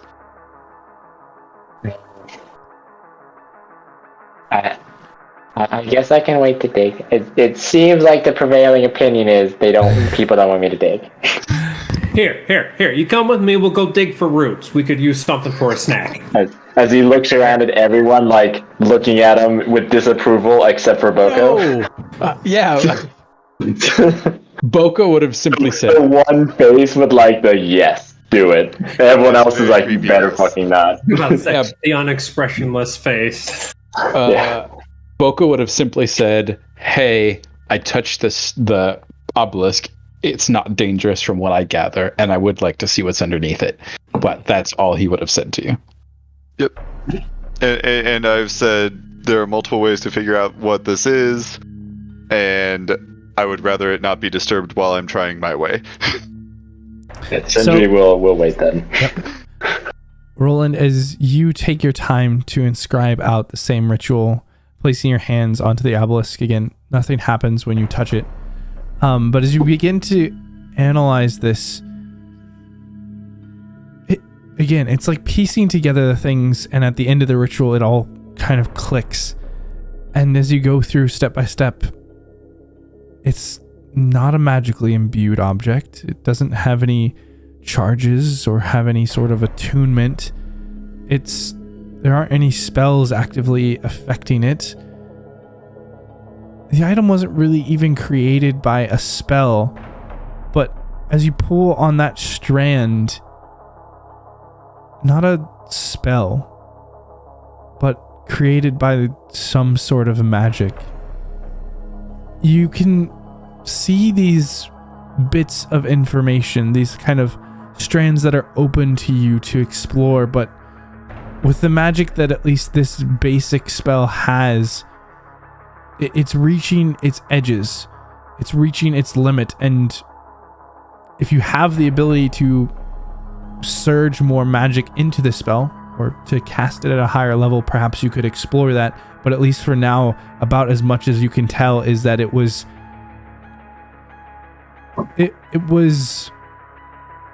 not so much created by magic, but moved by magic.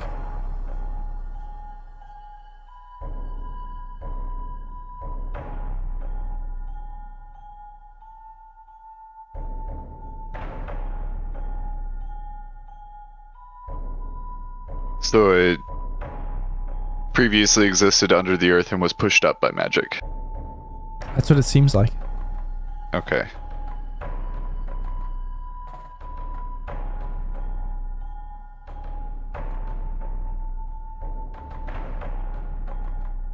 Okay. He'll step away, relay that information, then look at Sindri and Cade and just be like, dig or don't dig. Your call. You think it's part of a skeleton? No. No. Are you sure? It's a bone. A very peculiarly shaped one. You know, most bones aren't so squared off. It's the cute. They're also mostly not this big, so... Yes, well, I'd be terrified to meet anything that had a bone that big. Personally, I vote we keep on walking. Don't know about the rest of you, but I think that's the best choice. I would have to agree with Kate. Nothing that we seem to do around here is helps us. It just seems to hurt us. I'm okay with walking. What'd you say, Sindri? I'm okay with walking. I'm sure there's cool stuff in town. Maybe they have some puppies. Because there's so many dogs here, I'm sure there has to be like a domesticated ones, right? No. They look very useful, like horses, right? All right. And Do stone giants ride horses? No, but I've seen people riding horses, and they look just as scary. So I assume it's a thing that you people do, or no?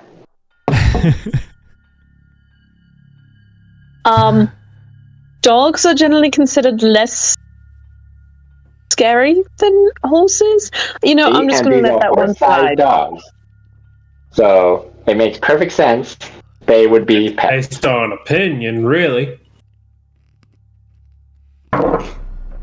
as you all begin to crest up this hill, talking back and forth, passing along this path, the path eventually winds out of the jungle into where this kind of cliffside is, and where this edge of the mountain has kind of come up, and there's a break in the rock, and where these boulders have kind of been pulled away and are kind of growing with moss and grasses, and between this broken rock, Cade and Sindri out towards the front of this group, you both see carved steps into the side of the stone that begin to descend downwards.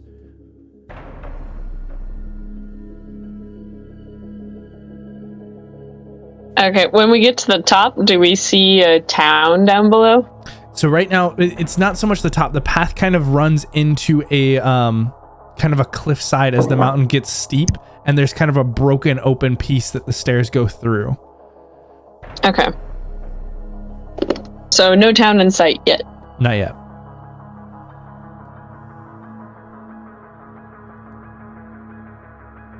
These stairs go under the cliff? They kind of go through. So that there was kind of a hole that's been broken open in the cliff, and the stairs begin to kind of go through as you all kind of stepping down these stairs, kind of round around the corner, and this cliff side, because it really is a cliff face, is built into this kind of a lagoon, and nestled into this lagoon, you do see a stone city.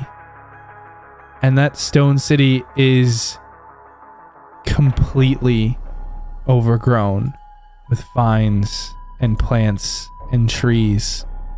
The stone looks old and abandoned,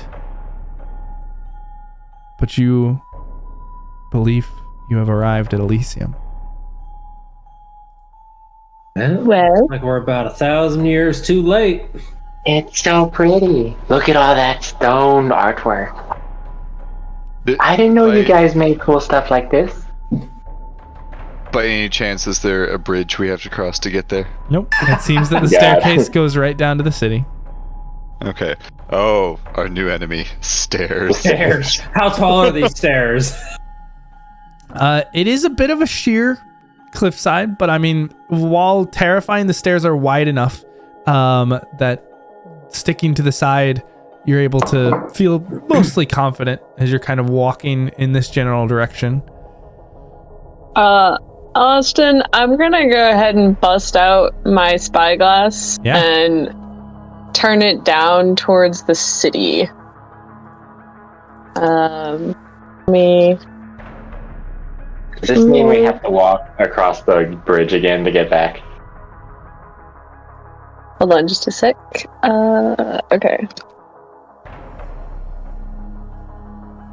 Okay. So you have that kind of ringing of the metal as you scan over it, and you know that at least for this moment you have this bit of insight into what this could be if you have questions about it. Okay. So you guys you see Cade bust out a spyglass, and you've seen it once or twice. Like it's like kept always within reach, but like it starts to, you see maybe just like a hint of glowing around it when Cade like pops it out, and then under her breath, kind of Cade just says, Is this city completely abandoned? There is a harsh, cold wind of a winter storm that blows by your hair, Cade. A very solid affirmative no. Okay.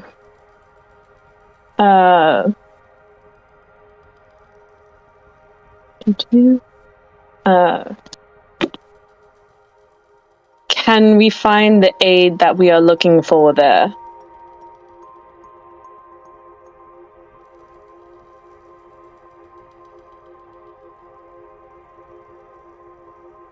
As you leave this question open, kind of waiting for a response, the metal around the spyglass kind of pulses and disperses.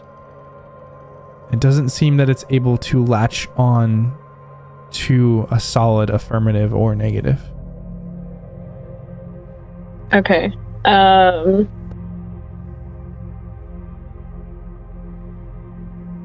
What should I ask for my last question? Are we likely to find significant danger in the city? They're gonna go for the metal there. That's a good question. That cold frost wind turns into just a warm campfire. That warm, homey feel is just the last thing you wanted, as it does breathe that affirmation to your question. Nice. Okay. So you guys, Cade kind of pauses and is mumbling under her breath, and then you kind of see the spyglass kind of come down and very kind of sharp close of it and tuck it away, and like you see Cade's face is like resigned and almost like a little frustrated at what just happened. Well, everyone be on your guard. We are most definitely going to be in serious danger by going down there. But we may or may not find aid, and the town is not completely abandoned. So take of that of what you will. No gossip? There's a tunnel under the city. While Cade is looking through her spyglass for that insight, Roland will have his rifle off and be looking for his scope, but specifically towards the shore looking for a ship. Or a boat of any kind. Yeah, as you kind of scan along, you do see that there are docks down there. Docks that are kind of made into this lagoon. But as far as ships or boats, from your vantage point up high, you can see a good bit of the docks, but you don't see any that are within sight. There doesn't even seem to be any old ones that are aging. There's none at all. But there's docks, which means that there's wood, which means, worst case, we can build something to try and get to the next island. Stone docks. But 1,000. Are they stone docks? I feel like it'd be easier to just cut down fresh trees and make a boat. That's fair. I believe they are stone docks, actually. Let me check that. Ooh. Especially if they're stone docks. Having wood that has already been made into planks might be easier. Has already been aged, too. Mm-hmm. Yeah, they are definitely stone docks. Yeah, well then definitely harder. Mm-hmm. All right, time to make a stone boat. Ship. It's fine. I mean, my character would be much better with thing. stone. Oh yeah, let's do it. Sindri's in.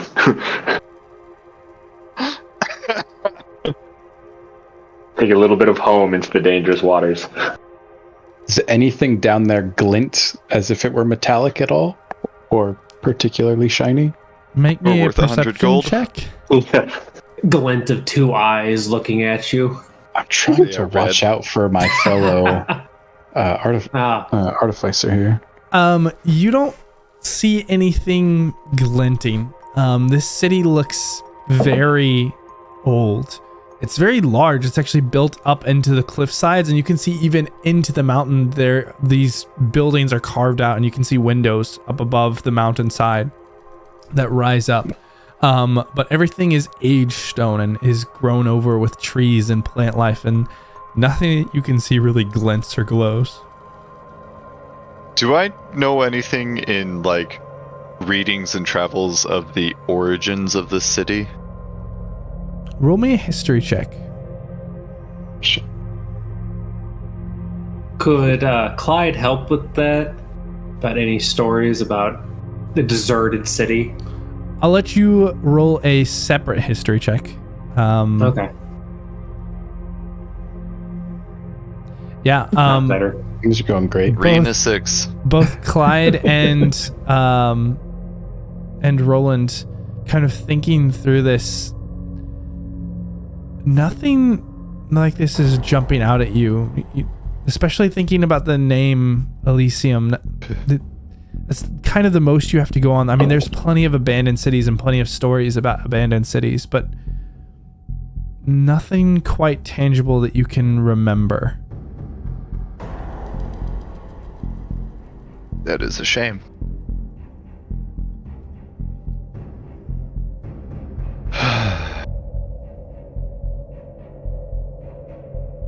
Well, might as well go forward. Perhaps we can scrounge up some resources, and maybe there's a boat somewhere hidden on dry dock or something. I don't know. But you did say there was some sort of danger in there, right? Oh, most certainly. But the city's not abandoned, which means there might be people willing to aid us. Or they might be the danger. Yes. Uncertain. Well, but who wants to go first? Yes. Sindri, perhaps you might take the lead. Sindri. I was about to say everyone looks at Sindri, but I didn't want to be a dick. Oh no. Kate has no problems letting someone else go first and asking them to do it. I can go first. What are we trying to do? There aren't any boats, right? No. Not that we can readily see. Are we going to raid the houses? Or explore the architecture? They're so pretty. Do you see how long it must have taken to carve this out of the rock itself? What kind of rock is this all made out of? Just is this like limestone, or what are we talking? This would be similar. Dolomite, got it.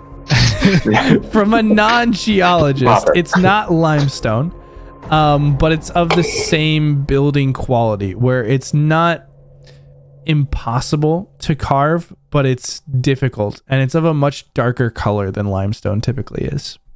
Sandstone, okay. If there's any like large blocks of it somewhere, like in rock form, I might grab a few and put them in my backpack. What are you carrying, a bag of bricks? Why, yes. Yes, I am. No, they're rocks. Why would I carry bricks? But yeah, Roland will lean down to Sindri and just be like, yes, exactly. We need to go into the city. We need to explore the architecture. We need to see what we can find. And when we find people, we will be nice, and we will probably let... And he'll look around at the party kind of hopelessly at, who he wants to be talking to strangers to not get killed, and be like, Tishalt, do the talking.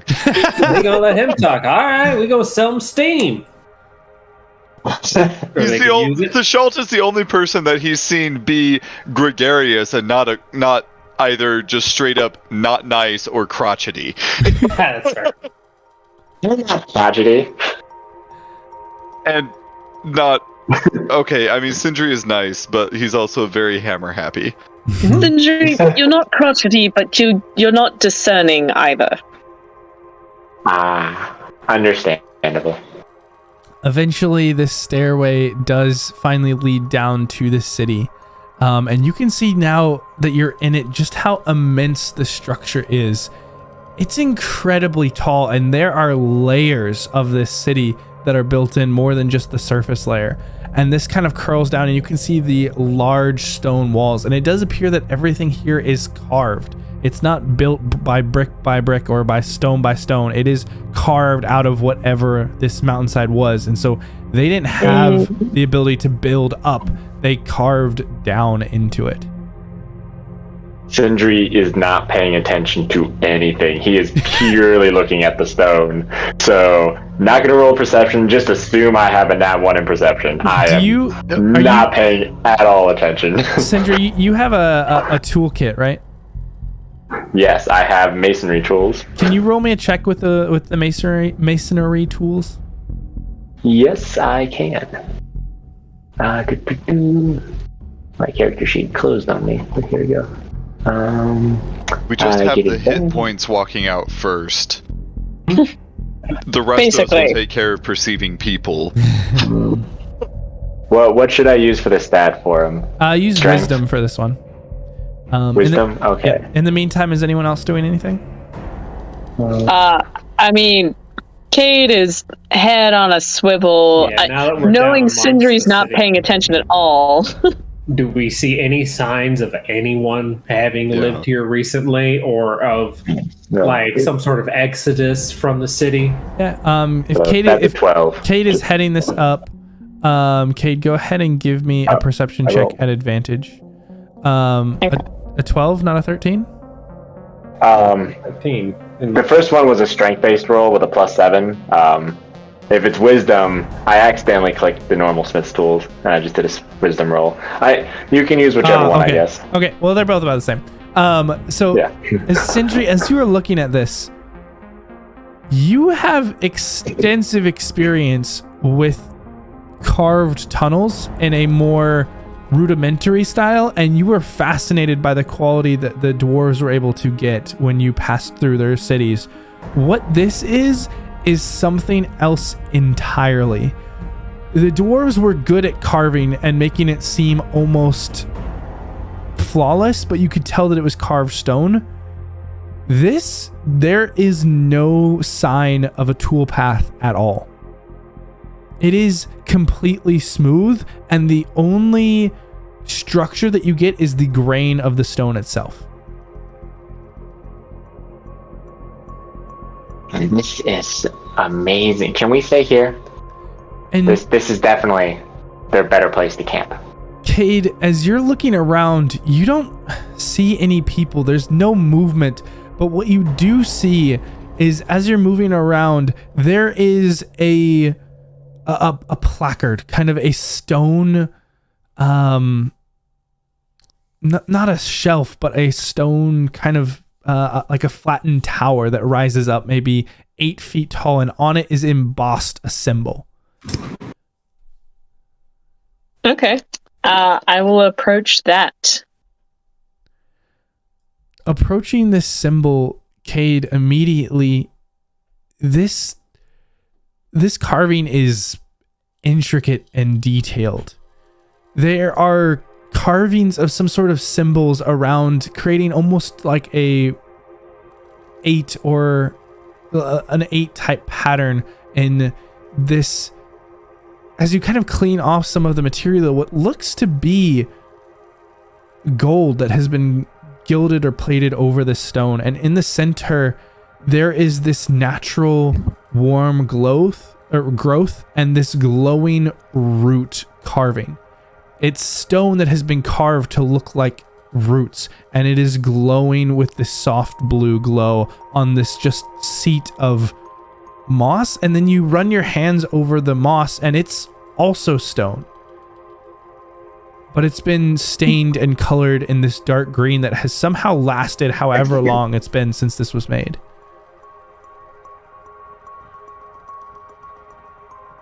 Is there like anything that looks like writing or anything like that? To you, no, but as you're looking at this, Roland does see that the symbols along the kind of edge of this are made in a very similar pictographic way that has remnants of celestial within it.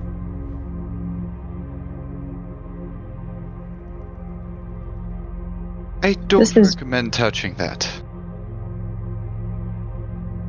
It's beautiful. It is. The writing is very similar to what was there before Jasira was knocked out, and was gone after she was knocked out. Lovely. Can you read it? With a fair bit of time, I may be able to decipher a few elements. It is based in Celestial, but is very pictographic. It's more of a transliteration than a translation, and it's almost like if you used letters to paint pictures instead of form words. Interesting. Oh, this island keeps getting stranger and stranger. Are you sure I can't just touch it? I could read it then. Welcome to try. I will not answer to what happens to you after you do touch it. Well, if we want to find out what it says. Also, on the way in, just as a point of order, I didn't want to interrupt anyone else talking, but on the way in, Roland would have been looking out for very specifically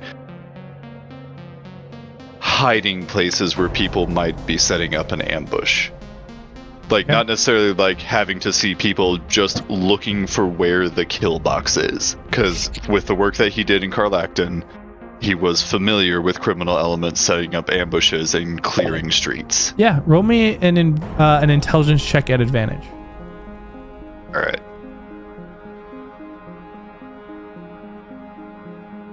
Okay. Yeah, Roland, you looking over this, there's a lot of places that would work. Again, just the general structure of this with the thin alleys, the high walls, the many windows, there are just tingles all down your spine where you're like, it could come from anywhere. Yep, it seems that's quiet. what I expected.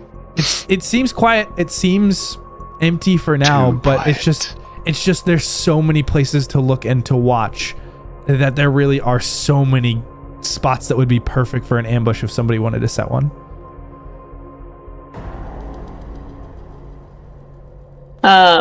I would say probably like as we're heading down and stuff, I imagine we'd be like quietly probably moving towards the dock areas.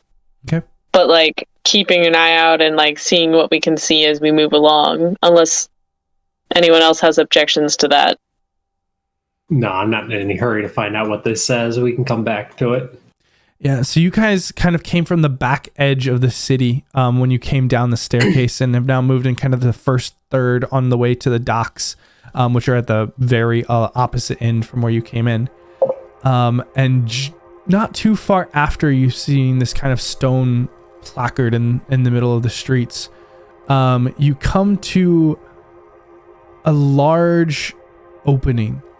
Like a massive doorway. Some of the stone here has kind of collapsed from age, but there is a stairway up to this massive door that rises 40, 50 feet into the air and has perfectly edged arches that make up this doorway. And the streets continue in different directions, but this doorway seems to lead to a massive chamber. Sindri, is this what it's like to live among stone giants?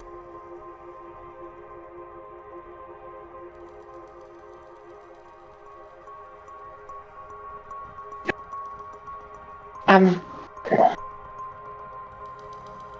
little, I guess.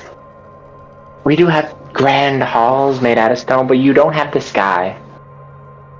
And it's much, much darker. Very peaceful. Any idea how to get this one open? Are we sure we want to get it open? Well, otherwise we're just going to wander around here forever. Or we go to the docks, we find a small skiff that we weren't able to see before, and we sail around the island and pick some people up. Has there been any indication in this city that there is anything left? I also have a curious question. You haven't seen any yet, Clyde. Yeah. Boko? Taking a second as we're watching or as we're moving, you said the city is covered in like vines and natural growth? Yes. Or what at least appears to be natural. Does it appear to be have been brought here by magic or contributed in any way to what could be known as an extermination? I guess boiling it down, is it dangerous? Is it magical? Is this a carnivorous plant? Roll me a nature and an arcana check.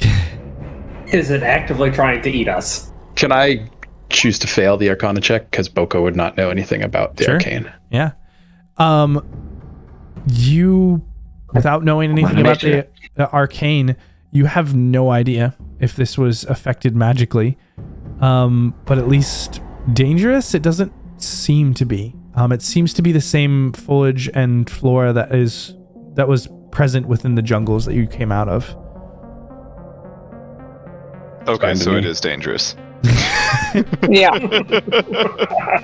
We have seeing eye vines about to attack us. Oh no, they're going to open up just eyes all up and down the vines. Fruits or eyeballs. No thanks.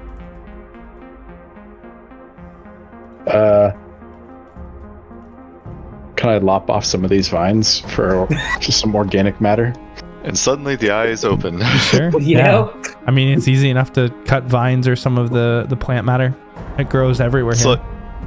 It's like if anyone has seen the movie that just came out on Netflix, the School for Good and Evil, the poppy fields. Oh boy, poppy fields. Yeah, no, I was shivering. My bad. All right, so you guys still continuing towards the docks? Yeah, I think so. Or are we trying to get in this door? I just asked Sindri if he had any idea of how to open a door like this. It's a doorway. It's not a door. It's a massive opening. He learned his lesson last time. I think you just like walk through it.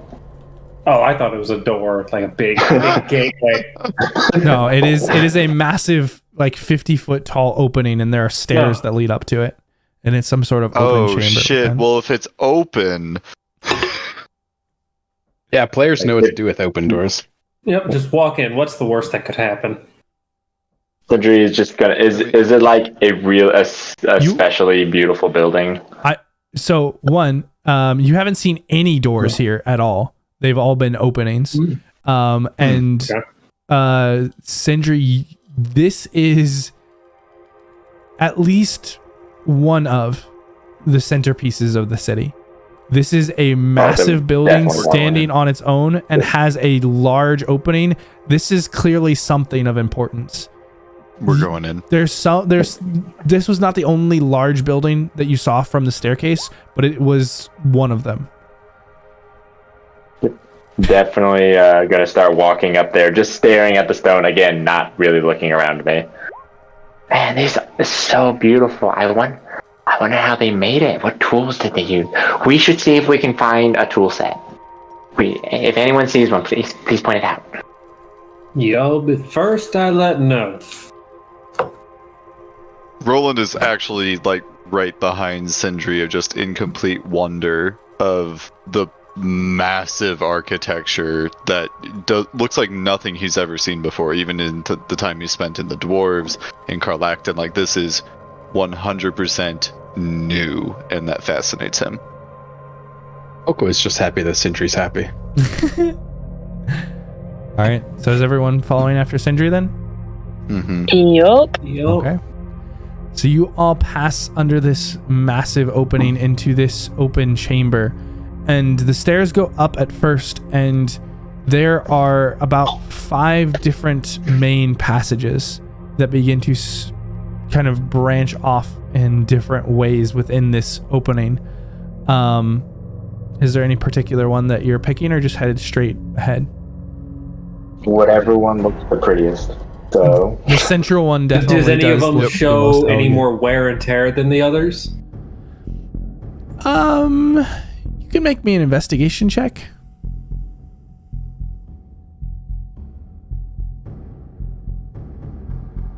I can't roll above like a 6 tonight, so Not particularly. It all seems old, and you can see that there is some ornamentation around the central door. In fact, the kind of keystone above the central door has that same symbol that was on the central stone piece, that root that colored and glows slightly. well then yeah, I think just the center one, the main one. All right. And continuing down this, the walkways begin to spiral and descend, and you find yourself actually deeper beneath on a lower level of this city. And it is still just absolutely gorgeous as it just arcs, and the walls are tall, the openings are tall, everything stretches out above you in all directions, and everything is still clean and cut where it originally existed. Some of it has begun to degrade and erode and fall and break, but where the original structure stands, it is truly beautiful. Continuing to oh yeah, go ahead, Sindri. Sindri is just going to be awestruck and kind of like touching all the walls, and he's going to have his stone mason tools out and kind of like hitting the stone slightly and listening to it. It's just going as we go through this massive architecture. Taps himself right onto a pressure plate. Have we seen anything that's not carved or natural? That are plants. Yeah, vines in basically. the way. Yeah, Like- anything made of wood, any pottery, any Any metal, Signs of anything life, like besides people carved living here stone. ever. Short answer But is not no. Clyde, because he, yeah. Oh, great. The only things that you've seen are the carved structures and the plants that have overtaken them. There's no real signs of even much furniture. There's some carved benches into the walls, but outside of that, there's no beds, there's no chairs, there's no tables, there's no utensils, there's no pots, there's no blankets. Either it is so old, or it has been cleaned out, or it has been removed, or it is something else entirely. There are no remnants of anything but the carved area around.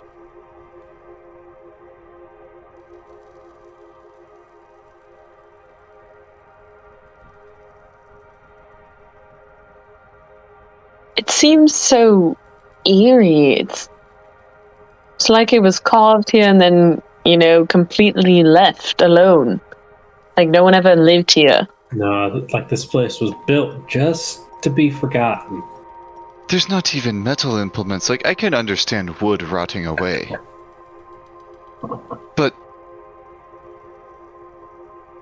pots, frying pans, knives, hinges, those don't just disappear. Are there any stone bowls?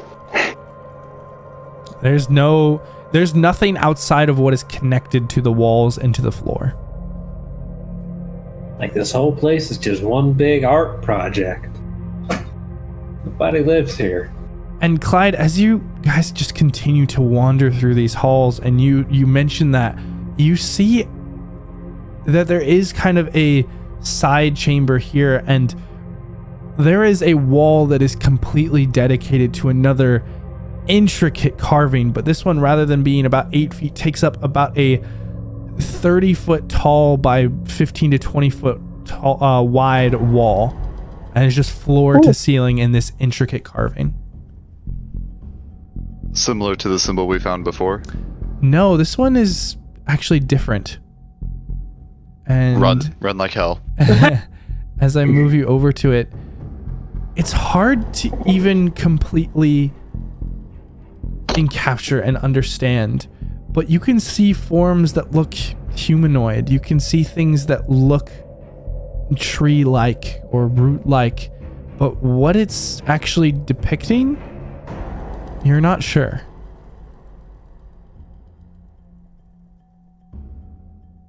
And there are still no tool marks or anything? There are no tool marks. That doesn't look like this was chiseled or carved. Whoever did this, they know how to completely erase all signs of tooling, and this looks like it was grown or made this way or just existed. I sandpapered a lot of it. Walk up and touch it. Go, what story do you have for us? Just rubbing his hand across this carving. Clyde, you feel an immensity in this moment as this just powerful carving, you can sense its presence, but whatever stories it told, it's long dormant. I don't know. Maybe it's hard to imagine that tools did this. Maybe it was shaped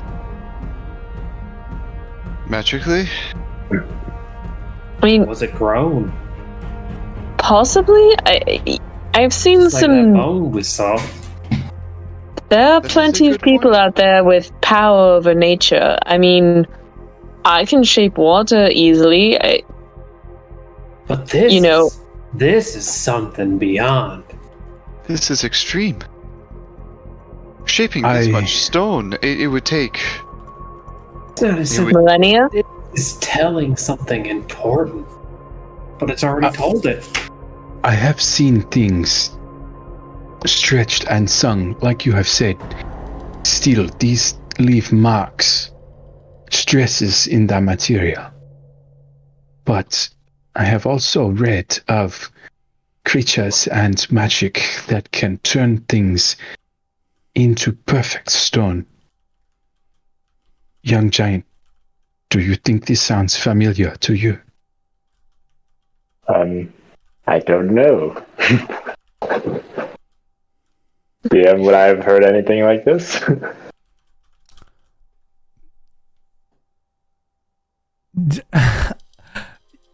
Go ahead and roll me an intelligence check.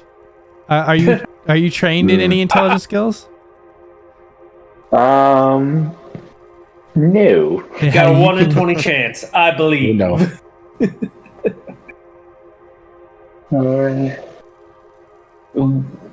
You do have inspiration. Double digits you have made us inspiration tonight.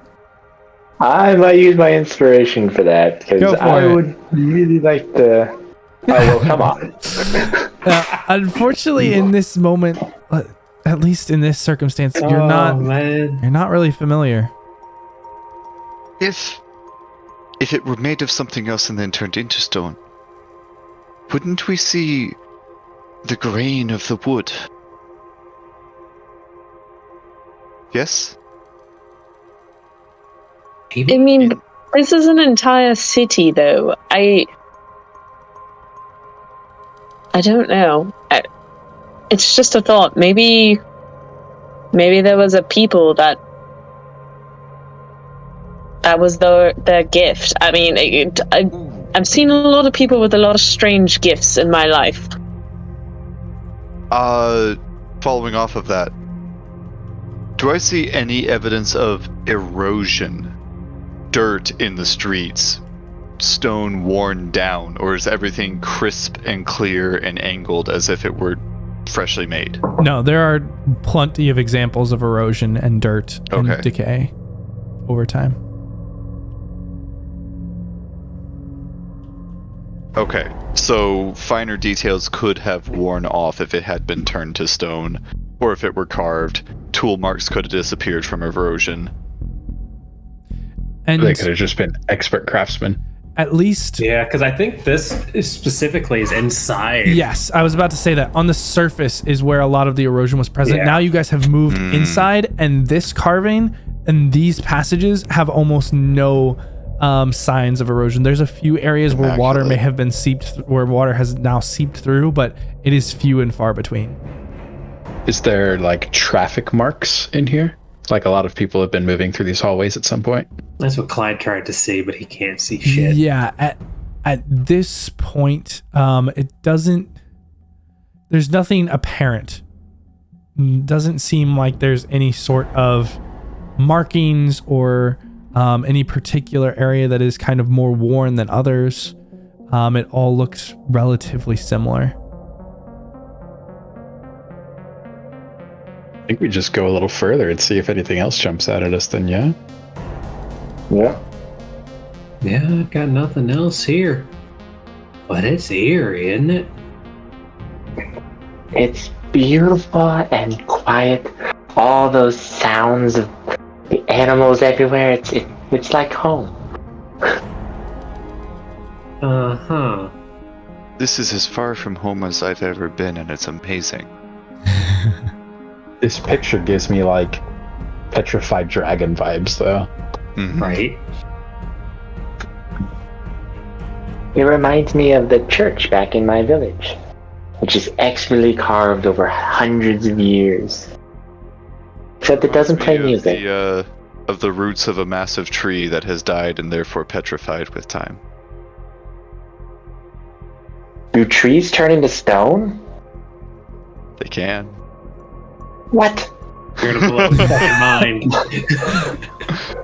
I thought wood was useless. It can turn into stone. You can grow stone? Why has no one mentioned this in the entire time we've been together? How does this happen? That was some Octavius level like mayhem that you just started, David. I also technically started it out of character, but I'll roll with it. Well, Sindri heard it through the fourth wall. Oh, wait, so that wall over there is thin enough to hear things through? We should go knock on it and see if there's a secret door. Tap on that one. Alrighty. Well, as you guys have passed by this carving, you make it to what looks to be another chamber that splits off.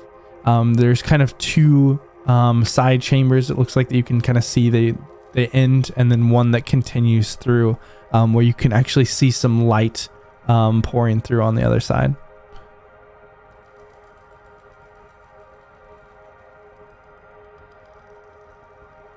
It's a good thing. It's usually a good thing. Might mean others. Might just mean a hole. Which way you going, Sindri? Sindri's now just thinking about growing stone. Wonderful. Can you determine what kind of stone it turns into? Like, can you grow granite and marble? You asked for this. I am not experts in this. I have read stories. How long does it take? I do not know. I have only read stories of trees that have turned into stone, petrified forests. There's entire forests of grown stone? Sindri is just completely unusable at this point to lead the group. Just a pat on the shoulder, and we shall find them together after we get off this island. And what's over there? There might be one over there. Maybe they did grow the buildings here.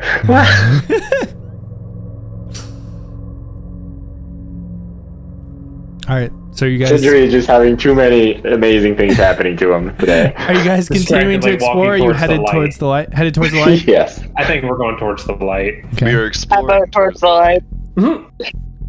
Pushing. This is where we all die. You must move towards the light. Oh man, this whole thing's been one long we're dying scene. Making your way through this chamber, you step across where there are just intricate carvings across even all of the floor, where all of these different patterns are now present, and you step over and begin to pass under, and there is this large circular opening and stairs that rise towards where the sunlight is streaming through.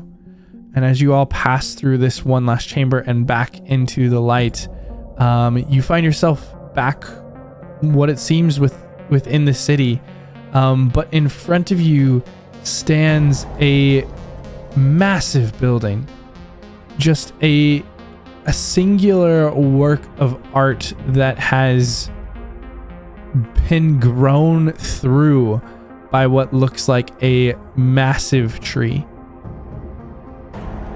This building has large stone pillars that rise to a roof, and the roof has just been completely overgrown by these vines and tree branches that all kind of form this main tower.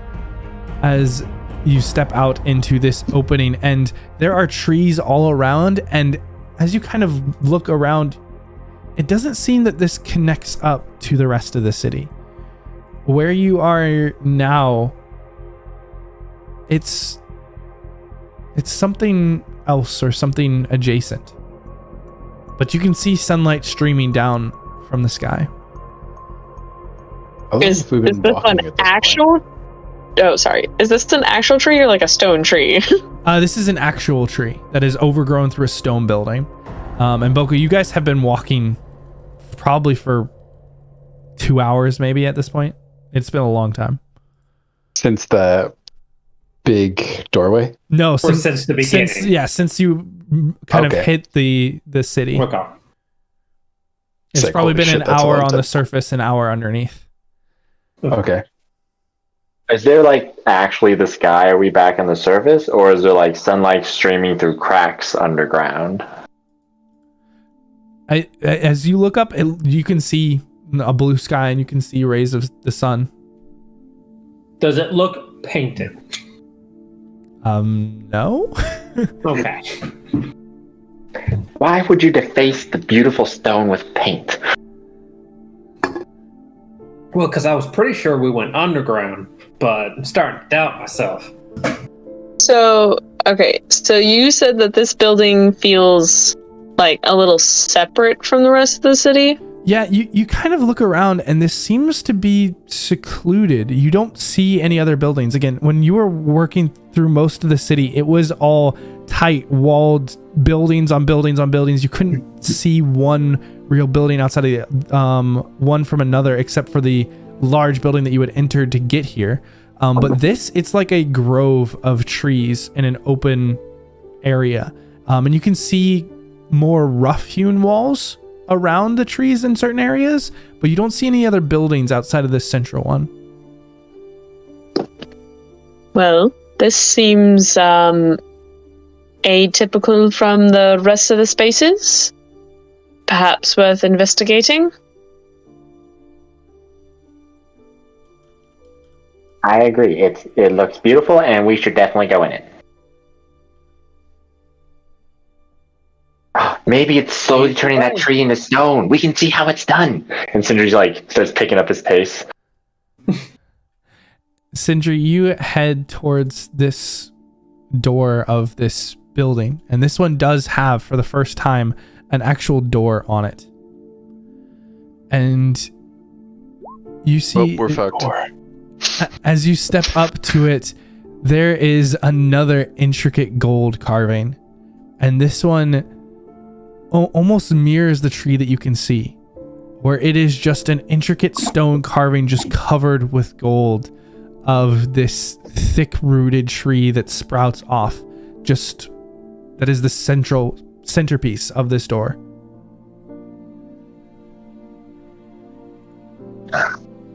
It's so pretty. Wow. I wonder how long it took them to make this all. Is there a lock or something? Nope. I'm gonna just try to push the door open if there's no handles visible. Alright, give me a strength check. Right. It seems these people certainly revered nature. It's kind of odd that someone, a city so built of stone was so tied to trees, though. Smash that door, Sindri. Yeah, I'm excited to get in this building. Sindri, you put your shoulder into this door and just push against the stone, and it, with a heavy groan, opens up into this building. And that's where we're going to go ahead and stop. There's a cult ritual happening right inside. False. Nothing. We don't hear or see or no hints. You might, but we'll get that next week. And so, like always, we'll go ahead and, well, not always. Anytime we don't have a cliffhanger, much of a cliffhanger, we'll go ahead and end with our quick export, and we'll see you guys next week. Apparently, they weren't the first to make their way to these shores.